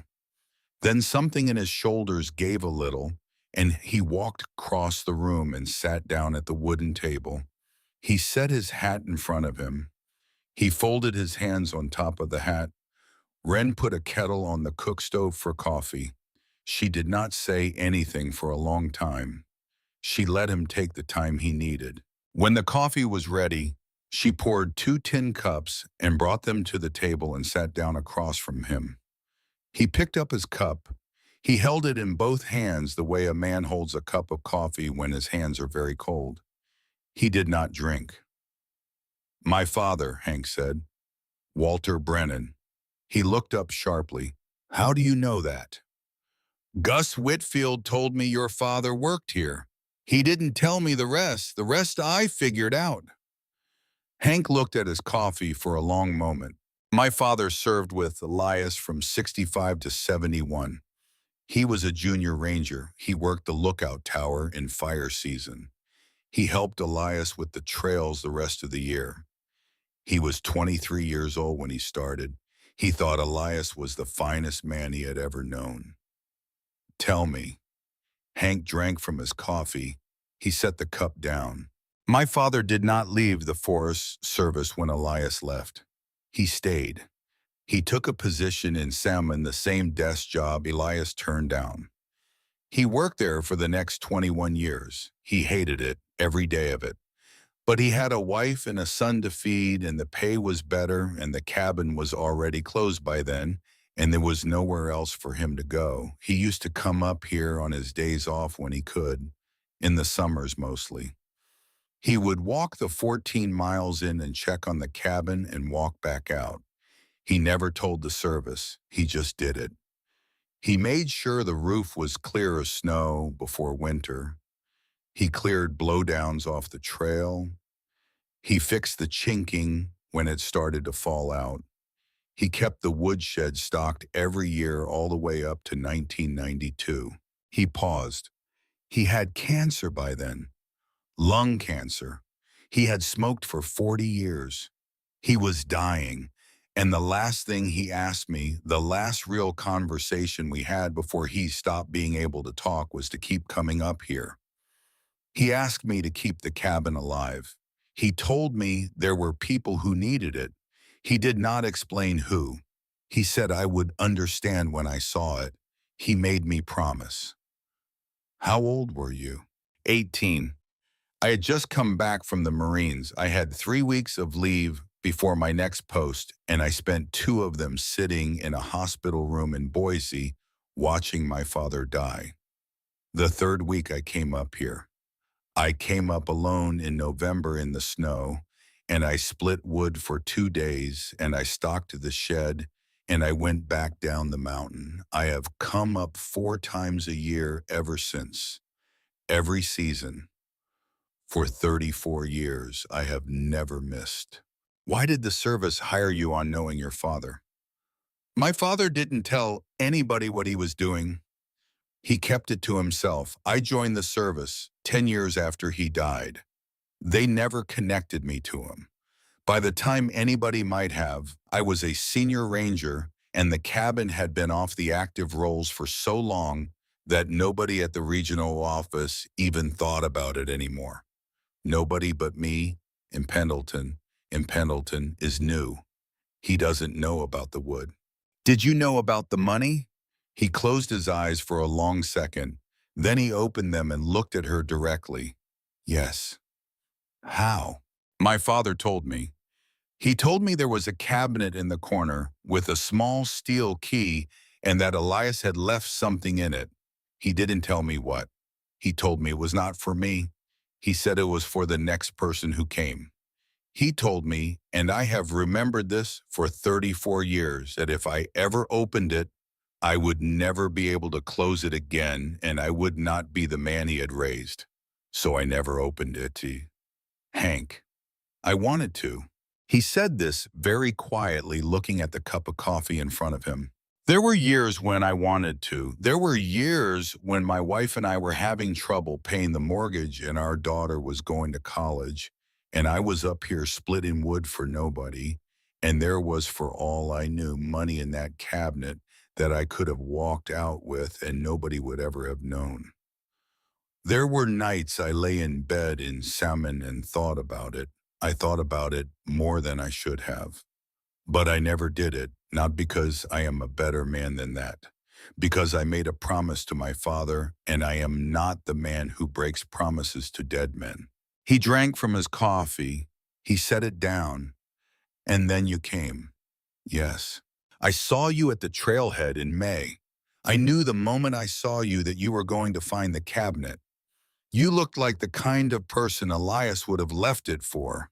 And I thought, that's it. The thing my father told me would happen has happened. Somebody has come, and I did not know how to feel about it. I had been the keeper of this place for 34 years. I had imagined sometimes that I was the keeper of it forever. And then a girl with a backpack walked up the trail, and the long story I had been telling myself about my own life, the story where I was the protector of this place, was about to be over. That's why you tried to make me leave. That's why I tried to make you leave, and I am ashamed of it. I have been ashamed of it for the past 7 months. When Pendleton came to me with his eminent domain plan, I let him think I was on his side because I didn't know how else to handle it. I thought maybe if I could get you to give up and walk out, the cabin would go quiet again and I could go back to being the keeper. And I thought if Pendleton ends up taking it from you, that is at least a clean ending, and the cabin sits empty, and I keep coming up here, and that is something I can live with. I did not think it through. I did not see what I was doing. I am sorry, Wren. She did not answer right away. The fire popped in the stove. Outside, a slow wind moved across the meadow. How many other people know about the wood? Nobody, just my father, and now me, and now you. How many people know about the men, the 43? My father knew. He told me. I have never told anybody else. I have never spoken about it out loud to a single human being in my entire life until right now. There's a list, Wren said. In the lookout tower. Elias kept a journal. I found it last fall. He looked at her. How many? 43 by my count. Some of them might have been more. Is it a problem if Pendleton finds it? I don't know. He could try to use it somehow, to embarrass the service maybe, to make a story out of it. I don't think it's a legal problem. I think it's a story problem. Hank nodded slowly. There is something I have not told you yet, he said, about your situation with the service. I have a piece of information that may make a difference. I should have given it to you in October when Pendleton came up. I did not because I was still being a coward. I am giving it to you now. He reached inside his canvas coat and took out a folded sheaf of papers. He laid them on the table. Wren picked them up. They were photocopies, slightly yellowed, of an old typed document on a thick paper that had clearly been the original. The document was a quitclaim deed dated 1924. It transferred a parcel of land in the Salmon Chalice from a private holder to a man named Ezra Thornton, who the deed described was the brother of the original holder. The parcel was the same parcel the cabin sat on. Ezra Thornton was Elias's grandfather, Hank said. The land was deeded to the Thornton family. When the original holder died in 1924, it went to the brother. The brother did not register the transfer with the county because in those days, people often didn't. The county assumed when the brother died that the land had reverted because there were no heirs. They were wrong. The land had been quietly held by the Thornton family the whole time. Then how did the county sell it to me? They sold it because they thought they could. They sold it because nobody had registered the transfer. They are going to argue that the buildings on it are federal property. But if the land is not theirs to sell in the first place, then the cabin is not theirs to seize. The cabin sits on Thornton family land. The Thornton family did not ever leave. The cabin sits on private property. How did you get this? My father had a copy. He found it in some old papers in the Salmon office 15 years before he died, and he made a copy and kept it. He always thought it might matter someday. He did not know what to do with it. He could not give it to Elias because Elias was already gone. He could not file it himself because filing it would have raised questions about how he had it. So he hid it. Before he died, he gave it to me. He told me to keep it for the right person. I am keeping it for the right person. Wren read the document a second time. The paper was old and the type was uneven, and there were small stains across the bottom, but the language was clear. I need to take this to a lawyer. There's a man in Stanley, older fellow, used to be a federal land attorney before he retired, lives in a little place on the south end of town. His name is Reston Calloway. Dottie can introduce you.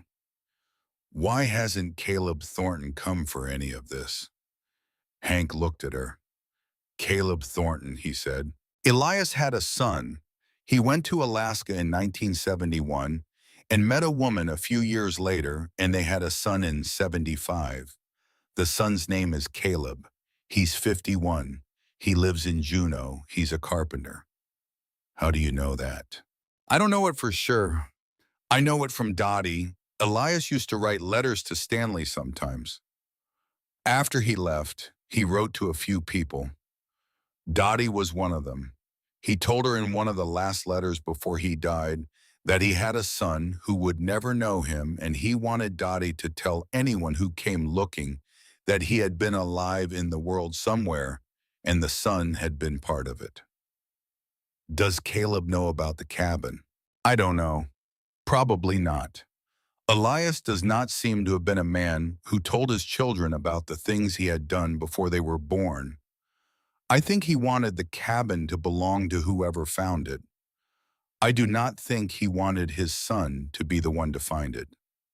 She put the deed down on the table. She drank from her coffee, which had gone cold. You should go home, Hank. It's the middle of the night and there's another storm coming. I'll go. There's wood on the sled. I'd like to put it in the shed first. Thank you. He stood up. He picked on his hat. He walked to the door. He paused with his hand on the latch. I do not know if you can forgive me for trying to push you out. She looked at him from across the room. I don't know either, Hank, not yet. But I know you have been splitting wood for this place for 34 years, and that's a kind of love that is not changed by a couple of bad weeks of judgment. So we'll see. He nodded once. He went out. She heard the soft sounds of him stacking wood in the shed. She heard the creak of the sled runners on the snow as he started off down the trail.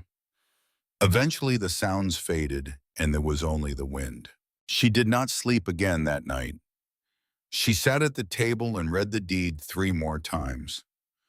When the dawn came gray and slow over the eastern ridge, she banked the fire and she got into her boots and she put the deed in an inner pocket of her coat and she started the 14 miles down to Stanley.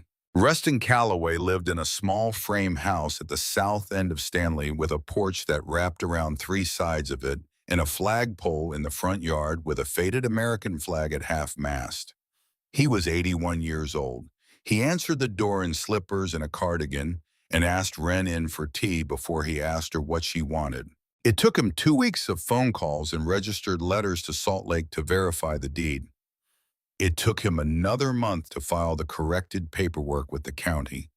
By the 2nd week of February, the parcel was officially on record as Thornton family land, and the county's quitclaim transfer of the buildings was legally void because the county had never owned them to transfer. Calloway then filed a separate motion on Wren's behalf, asserting her standing as the rightful holder of the property under a chain of title argument involving the original sale of the in-holding to the Thornton family, the absence of any contesting heir for almost 100 years, and her own $10 purchase from the county, which, while technically defective, had been performed in good faith. The county did not contest. The county was frankly embarrassed.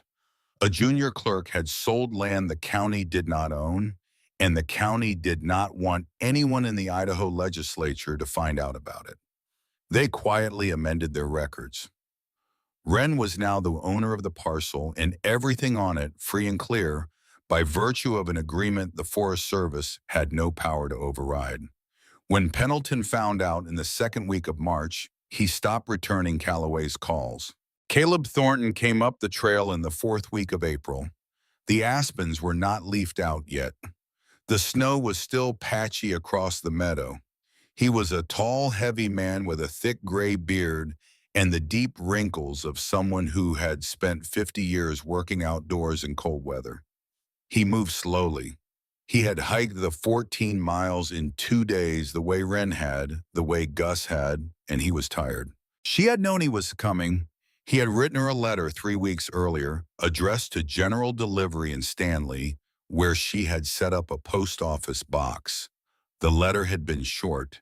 It had said that he had heard about her through a cousin who had heard about her through Dottie, and that he had been thinking about coming to Idaho for many years, and that he would like, if she would have him, to see the place where his father had lived before he was born. She had written back. She had said yes. He stood at the edge of the meadow when he arrived, looking at the cabin. He stood for a long time without moving. Wren came out onto the porch and waited. She did not call to him. She let him take whatever time he needed. Eventually, he walked across the meadow. He came up onto the porch. "You're Wren," he said. "Yes." "I am Caleb Thornton." "I know." He looked at her. He did not seem to know what to say.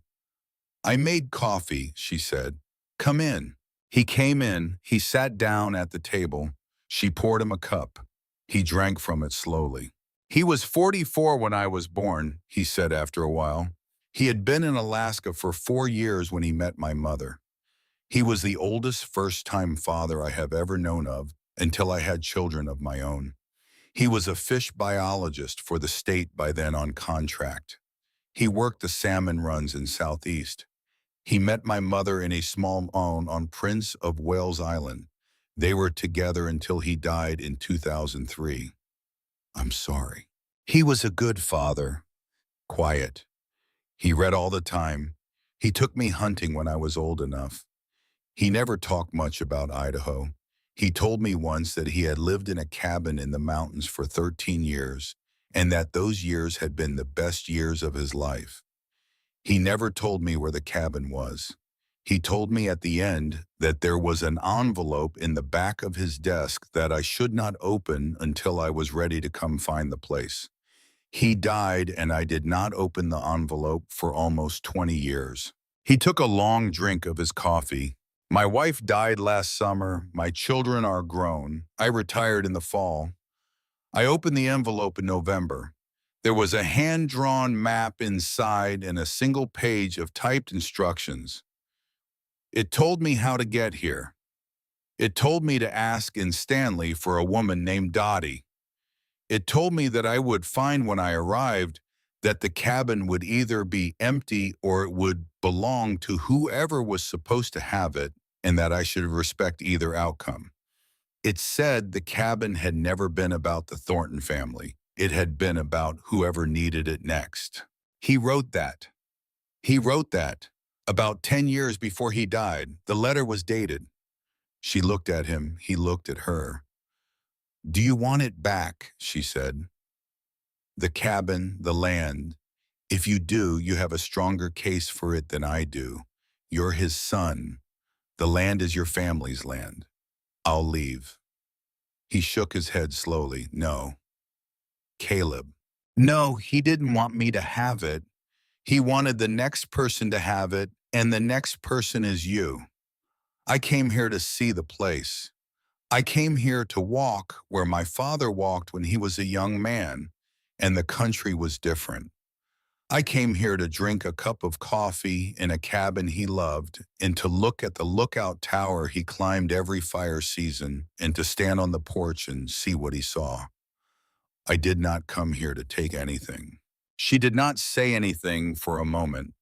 Then she stood up and she went to the metal cabinet in the corner and she opened it. She took out the leather portfolio. She brought it to the table and set it in front of him. There's a letter in here. He wrote it before he left. I want you to read it. It's not just about the cabin. It's about him. He read the letter.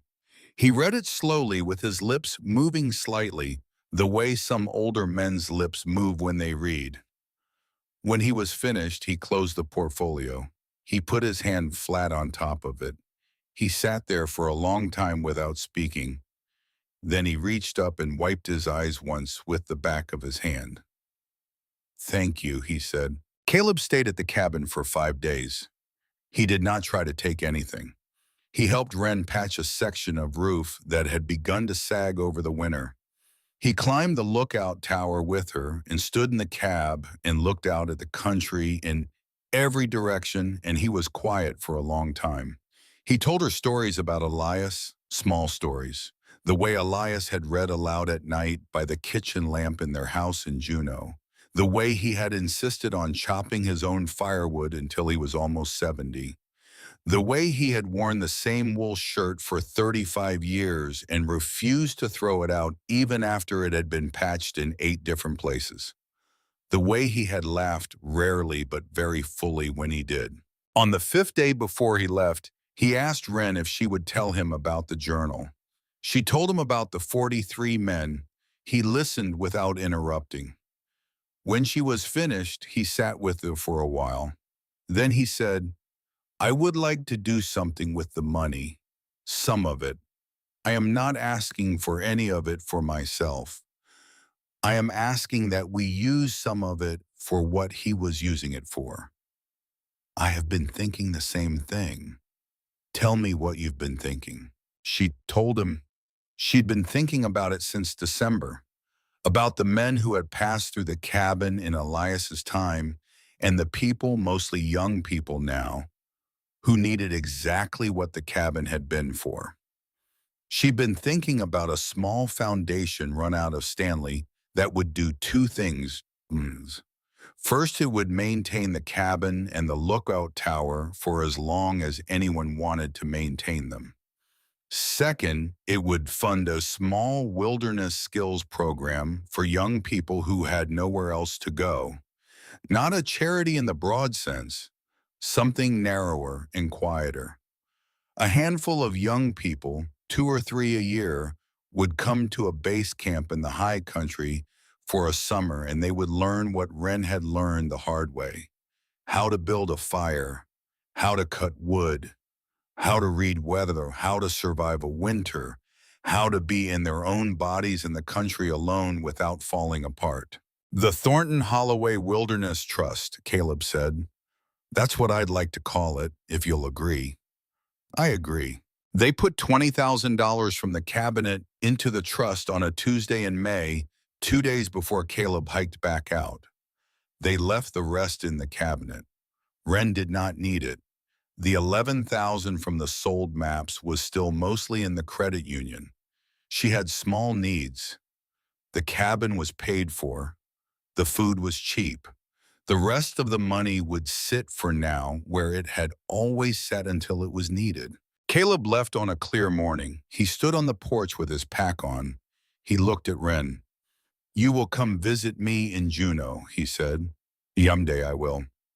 Bring me one of his maps, the one of the country around here, the hand-drawn one, so I can put it on a wall. I'll bring it. He hiked out across the meadow and into the trees.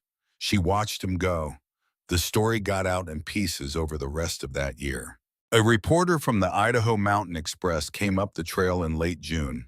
She had heard through Dottie that there was a young woman living in an old ranger station in the high country and that there was a story there worth telling.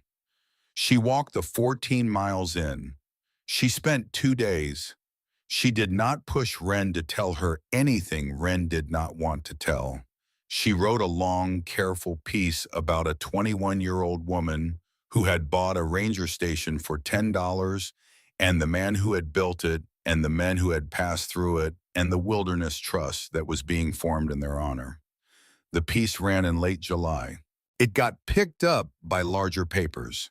By the end of August, Wren had received over 300 letters from people across the country. Some of them were from young people in trouble asking for help. Some of them were from older people who had once known a man who had stayed in the cabin in 1962 or 1968 or 1970 and who wanted to share a memory. Some of them were from the children and grandchildren of men who had told fragmentary stories of being kept alive in winter by a quiet ranger in the salmon chalice. One letter was from a 94-year-old man in a nursing home outside of Reno, who said that Elias Thornton had saved his life in February of 1966 and that he had been thinking about him every day for 57 years. Wren wrote back to that one and to many of the others. She kept the letters in a wooden box on the bookshelf, and she added to it as more came in. In late August, she helped a young man named Tobias Aldridge after he fell on the trail 2 miles below the cabin and broke his leg in 2 places. He was 26 years old, a graduate student in forestry from Bozeman, doing field work on remote subalpine ecosystems for his thesis. He had been alone. Wren had heard him calling for help faintly at dusk when she was carrying water from the spring. She had carried him up to the cabin on her back in stages over 4 hours, stopping every 50 yards to set him down and rest. She had splinted the leg with 2 pieces of pine and torn strips of an old flannel shirt. She had used the satellite communicator she had bought with the map money to send out an SOS. The helicopter had come 3 days later after the weather cleared. In those 3 days, Tobias had told her about his work. She had told him about hers. They had not become romantically involved. They had become friends in the way 2 people who love the same country sometimes become friends. He had written her several long letters since, and she had written back, and he was planning to come visit again the following summer, walking in this time. In late September, Hank Brennan came up the trail with an envelope. He sat at the table with her. He drank coffee. He put the envelope down between them. "My retirement papers," he said. She looked at him. "I am stepping down from the service at the end of the month. I have 31 years in. I can retire on a partial pension. I have spoken to Dottie. She has space above the diner I can rent for a while. I am going to take some time and figure out what I want to do next." "Hank, it is not because of you. It is because of me. I need to be done with this uniform. I have been wearing it for too long while doing things I have not believed in. I want to spend the time I have left being the kind of man my father was, and I cannot do that and also be a regional ranger answering to Marcus Pendleton. So I am stepping down. What will you do?" "I would like to keep coming up here if you will let me. I would like to keep splitting wood. I would like eventually to help with the trust in whatever small way I can. I am not asking for a paid position. I am asking for the privilege of continuing to be useful to this place. Of course you can keep coming up." He nodded. He did not look at her for a moment. "Thank you, Wren." The first of the Foundation's wilderness students came in the summer of the following year. 3 young people, all of them between 18 and 22. 2 of them were aging out of the foster system in Boise. One was a young man who had been homeless in Salt Lake for 8 months. They came up the trail with packs and gear paid for by the trust. They camped in a base camp near the cabin. Gus Whitfield, who had agreed to be the senior instructor, came up for 2 weeks at a stretch and taught them what he had taught Wren: how to drop a tree, how to set a snare, how to read weather, how to be alone in the country without coming apart. Wren ran the program. She cooked breakfast in the cabin in the mornings and walked the half-mile to base camp to start the day's work. In the evening, she came back to the cabin and sat on the porch and read or wrote letters or watch the light move across the meadow. By the end of that first summer, all three young people had completed the program. One of them, a young woman from the foster system, had asked if she could come back the following year as an assistant. Wren had said yes. It was on a clear morning in the second week of October, in the year after the program had started, that Wren went up the lookout tower for the last visit of the season. The aspens in the meadow were at peak gold. The sky was a pale, empty blue. The wind was light out of the southwest. She climbed the ladder slowly, taking her time, the way she had learned to climb it. She did not look down. In the cab at the top, she sat down on the small wooden stool. She had brought a leather portfolio with her, the same kind Elias had used. She set it on the map table. She opened it. Inside was a single typed page. She had written it on the small typewriter Caleb had sent her 2 summers earlier, an old Smith Corona portable that had belonged to his father that he had found in the back of a closet and shipped to her with a note that said, "You should be the one to use this now." She read the page over once. Then she folded it carefully and put it inside the leather portfolio. She climbed down the ladder. She walked across the meadow to the cabin. She went inside. She knelt down in front of the metal cabinet in the corner. She unlocked it with the small steel key that hung around her neck. She opened the doors. Inside, the maps were still there. The 2 remaining canvas bags were still there, with what was left of the money, which was by then a little under $20,000 after the trust had taken its founding share and the initial program expenses had been paid.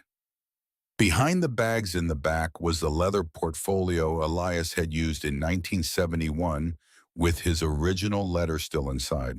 Wren placed her own portfolio next to his. She added beside it a small canvas pouch that held $3,800 in 20s, which she had saved from her own earnings since she had taken over the cabin. She closed the doors. She locked the cabinet. She stood up. She went outside onto the porch. The aspens were moving very slightly in the last of the morning's wind. The lookout tower stood tall and clean against the pale sky. A raven called far away up the ridge. The sound carried. She thought sometimes about the letter she had just placed in the cabinet, about the words she had typed slowly with her 2 index fingers, the way Caleb had said his father had typed. To the next person who finds this cabin. My name is Wren Holloway. I came here when I was 21 years old with $10 in my pocket and no place else to go. The cabin was already standing. The cabinet was already locked. The man who built this place had been gone for 50 years. He left behind enough money for me to start a life in a journal full of names of men he had kept alive in the worst weather of theirs, and a quiet instruction that whoever came after him should use the cabin for what it had always been used for. I have tried. I have not always done it well. I have done it as well as I knew how. The cabin is yours now, the same way it was mine and his. Not because you bought it, because you walked here, because you opened the cabinet, because the mountains decided. Take care of the place if you can. Hank Brennan, who has been keeping the woodshed stocked for longer than I have been alive, will help you if you ask him. Augustus Whitfield can teach you what the country is going to teach you anyway, but faster. Dottie Reeves at the diner in Stanley will know who you are before you know who you are, and she will feed you when you need it. The Thornton Holloway Wilderness Trust runs a small program out of base camp every summer. There is paperwork in the writing desk. If you do not want to run it, that is all right. Find someone who will. The young people will keep coming. They always have. Nothing in this story has ever depended on any one of us continuing it forever. There is money in this cabinet. It is not a fortune. It is enough to start. Use it the way Elias used it. Use it the way I used it. Spend a little and save the rest for the next person, and never let yourself believe that you are doing this alone. The west window still sticks in damp weather. The chimney needs repointing about every 20 years. The lookout tower is sound.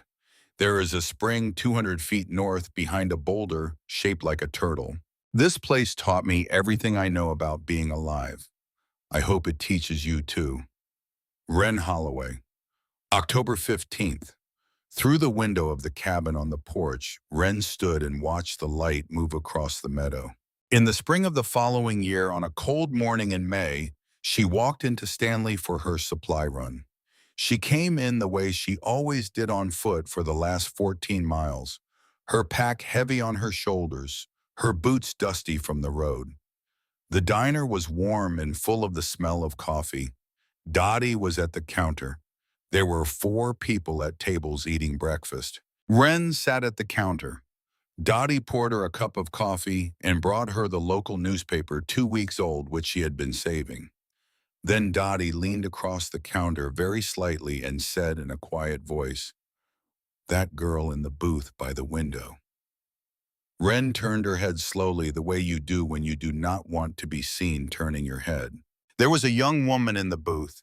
She was 19 years old, maybe 20, thin, wearing a heavy backpack on the seat beside her, the kind of pack that had been lived out of for a long time.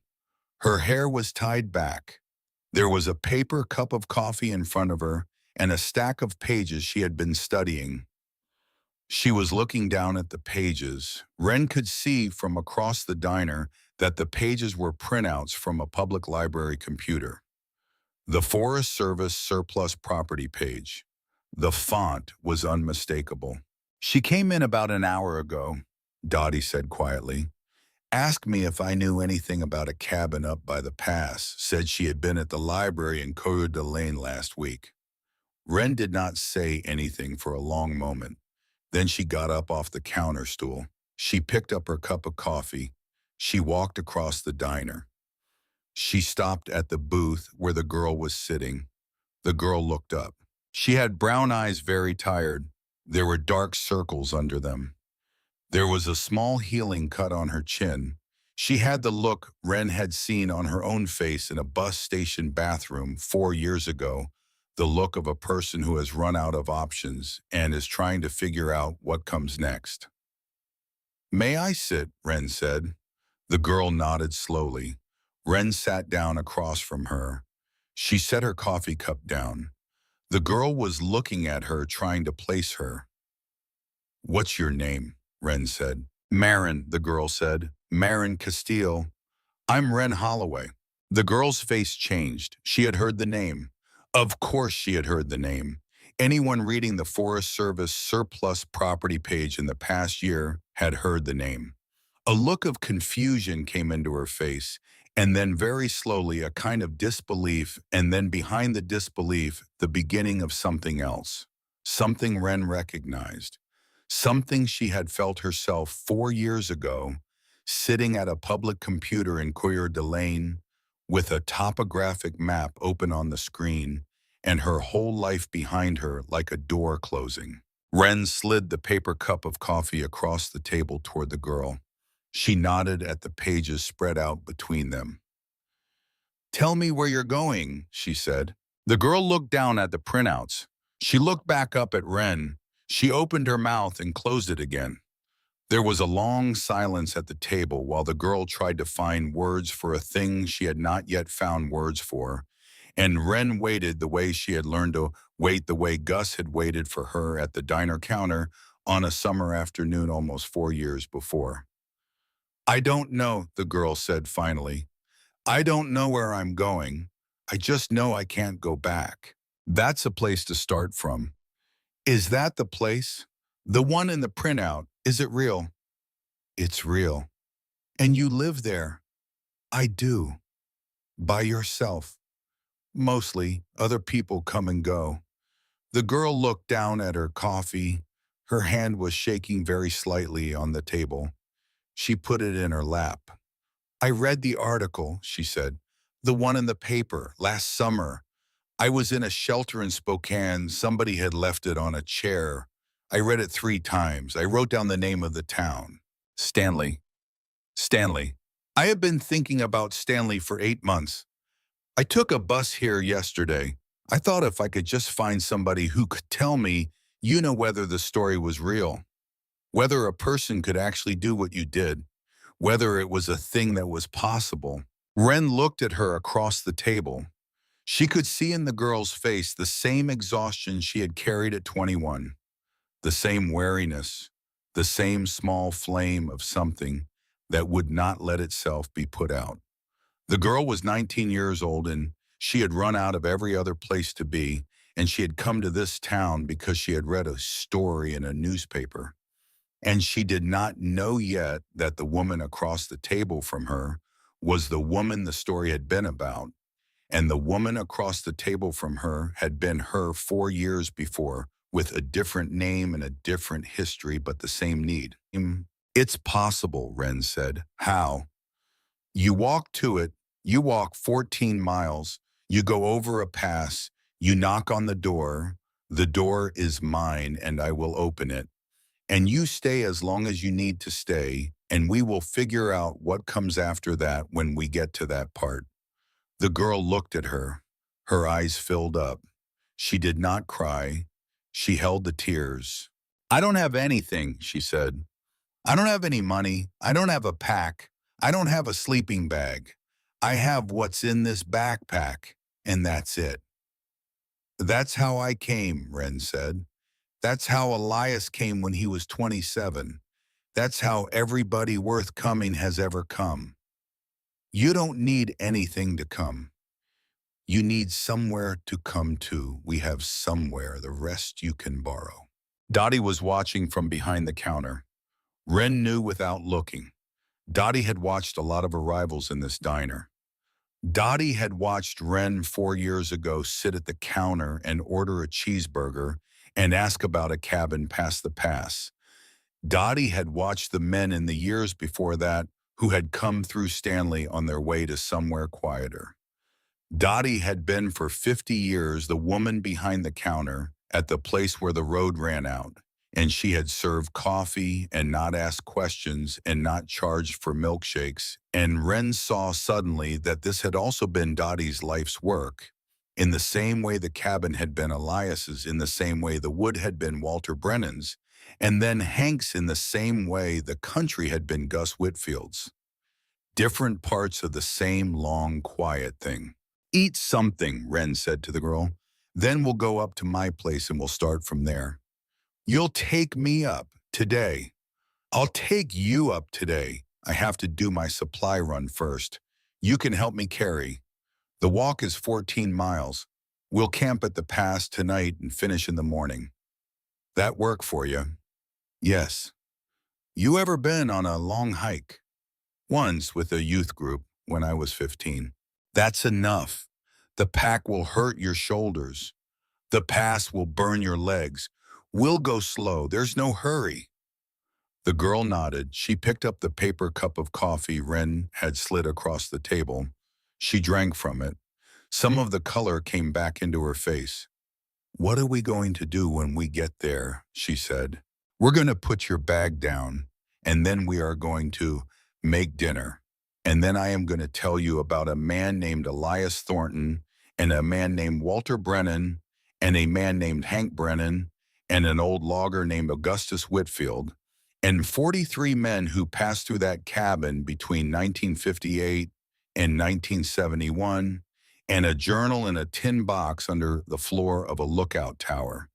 And then I am going to tell you that none of it was about any of them, and none of it is about me, and none of it is going to be about you. It is about a place that decided a long time before any of us got there that it was going to keep being what it was. We are just the ones who happen to be standing in front of it right now. That is the whole story. The girl was looking at her with a kind of quiet attention. The tears she had been holding had dried. Her hands had stopped shaking. Why are you doing this? She said. Why would you take me up there? Ren thought about that. She had thought about it many times in the past year, and she still did not have a clean answer. The closest answer she had was the one she gave now. Because somebody took me up there, she said. And before that, somebody took the people who took me up there. And it is just my turn to take the next person because I am the one who is here right now, and you are the one in front of me. There is no other reason. There does not need to be. The girl drank her coffee. Outside the diner, a cold spring wind was moving down the Sawtooth Valley, rattling the loose tin on the gas station roof, carrying with it the smell of melting snow and lodgepole pine and the distant, slow, patient breath of the mountains which had been there before any of them, and which would be there after all of them, and which were already deciding in their long, slow way what came next. Wren paid for both of their breakfasts. Dottie took the money without comment the way she always did, but there was a look in her eye when Wren pushed the bills across the counter, a look Wren had seen before 50 years from another angle. The look of a woman watching a thing go around again. The look of a woman who had been watching it go around her whole life. They left Stanley at noon. Wren had picked up an old internal frame pack from Dottie's storage, one of several Dottie kept on hand for cases like this. They had packed it together slowly in the back booth of the diner, and Wren had shown the girl how to settle the weight on her hips and how to adjust the sternum strap and how to walk with a load on a long trail. The girl had listened and nodded. She had not asked many questions. She had the look of a person who had been listening her whole life and had learned not to interrupt. The walk took them 2 days the way it had taken Wren 2 days, the way it had taken Gus, the way it had taken Caleb. They camped at the base of the pass. Wren built a small fire. They ate cheese and crackers and tin sardines. The girl asked her in the dark with the stars out what the cabin would look like. Wren told her. She told her about the porch and the lookout tower and the meadow and the boulder shaped like a turtle and the spring behind it. She told her the cabin was small and there was only one cot and the girl would sleep on the floor in front of the fire for the first while until they figured out something better. The girl said that was fine. She said she had slept on a lot of floors. You'll sleep better on this one, Wren said. In the morning they crossed the pass. The wind was up but not bad. The trail was clear of snow on the south face. They came down through the Lodgepole Valley in the early afternoon, and the aspens were just leafing out the way they had been 4 years ago when Wren had come down for the first time. The girl walked behind her without complaining, although her face was red with effort and her shoulders were starting to shake from the load. When they came around the last bend in the trail and the cabin came into view across the meadow, the girl stopped. She did not say anything for a long time. She just stood in the trail with her pack on her back and looked at it. The cabin sat on its flat shelf above the creek. The lookout tower stood behind it. A thin line of smoke was rising from the chimney because Hank had been up over the weekend splitting wood and had left a small fire burning to dry the cabin out from the winter damp. The roof was in good shape. The chinking was solid. The porch was clean. The west window did not stick anymore because Hank had fixed it the previous fall. The chimney did not need repointing for another 19 years. That's it, the girl said. That's it. It's smaller than I thought. It always is. They walked across the meadow. The girl was quiet.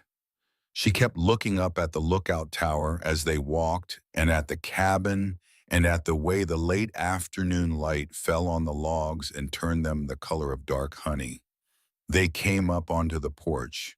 Wren took out the brass key Hank had made for her, the modern one, that fit a modern lock she had installed 2 summers earlier. She turned it. The door opened. She let the girl go in first. The girl stood in the middle of the room and turned in a slow circle. She looked at the fireplace, the cook stove, the bookshelf which was full of books now, the cot, the table, the desk, the hooks by the door, the metal cabinet in the corner which had a small, fresh padlock on it, now in addition to the old built-in one because Wren had not wanted to take chances after the Forest Service business. Then she stopped turning. She put her pack down on the floor. She put her hands flat against her face for a moment, and she breathed in and out very slowly, and then she took her hands down. "I made it," she said to the room. "You made it. I am going to be okay. You are going to be okay." The girl turned to look at Wren. "What do I do first?" Wren thought for a moment. "First," she said, "you put the kettle on the cook stove. There's water in the bucket by the door. I'm going to get more wood from the shed. We're going to make coffee. Then we're going to sit on the porch for a little while and look at the country because that is what people do when they get here.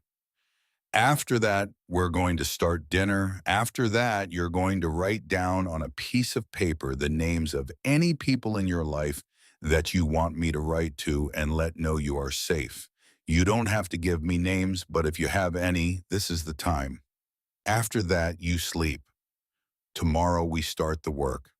We clean, we split wood, we walk the property. We start figuring out who you're going to be in this place." The girl nodded. She picked up the kettle. She walked to the bucket by the door.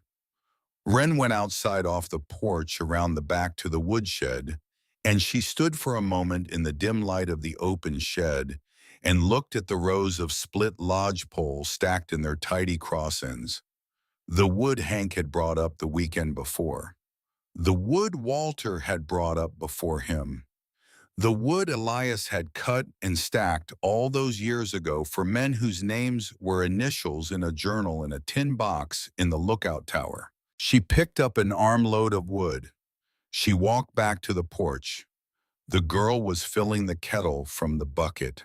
The fire in the fireplace was popping softly the way a fire pops when it has been left to itself for a few hours. Outside, the meadow was full of late afternoon light, and the aspens were moving in their 1,000 small lanterns of new green, and a raven called once far up the ridge, and was answered very faintly by another raven much farther away. Wren carried the wood inside. The cabin had what it needed. The girl had what she needed. The mountains in their long, slow way had decided again. And somewhere 50 years from now, a woman who had not yet been born would walk 14 miles up a trail to a cabin she had read about in a story she had found somewhere, and she would knock on the door, and the door would open, and the next person would be waiting on the other side of it. Because that was the only way the cabin had ever worked. And that was the only way it was ever going to work, and that was enough. It was enough for the cabin. It was enough for the mountains. It was enough for Wren Holloway, who was 25 years old now, and who had $10 in a glass jar on the windowsill for any future emergency that might call for it, and who was going to take the kettle off the stove when it whistled and pour 2 cups of coffee and sit on the porch with a girl named Marin Castile and watch the light move across the meadow the way she had watched it every evening since she had first walked up the trail with her mother's wedding ring in her pocket and her whole life behind her like a door closing. The kettle started to whistle. Wren took it off the stove. She poured 2 cups. She carried them out to the porch. The girl came out and sat down beside her in the second of the 2 split log chairs Gus had built 4 summers ago. The wood of the chairs was weathered now to a soft silver. The view from the porch was the same view it had always been, the mountains going on forever in every direction, the sky the color of old copper settling down toward the western ridge, the creek somewhere down below talking to itself the way creeks do. They drank their coffee. They did not say anything for a long time. The wind moved through the lodge poles. The light went down.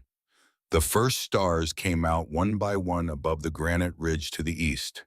The cabin behind them held its warmth and its small fire and its long quiet history and waited the way it had waited for 50 years, the way it had waited for Wren, the way it would wait after Wren was gone, for whoever the mountains chose next. The girl finished her coffee. She set the cup down on the porch rail. She looked up at the sky, at the stars coming on, at the dark shapes of the peaks. Her face in the last of the light looked like the face of a person who had finally put her bag down. "Wren," she said. "Yes, thank you."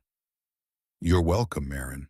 They sat together in the dark on the porch, and the night came down around them, and the country in its long, slow way held them, and held the cabin, and held the lookout tower, and held the spring behind the boulder shaped like a turtle, and held the metal cabinet in the corner with the small steel key on a paracord around Wren's neck, and held the journal in the tin box under the loose plank, and held the woodshed with its full rows of split lodgepole, and held all the people who had ever come there, and all the people who were going to come in some long thread of weather and silence and patience that ran back farther than anyone could remember and forward farther than anyone could see. And the wind moved through the trees and the stars came out, and the cabin stood in the meadow and the mountains in their long, slow way kept deciding the way they always had what came next.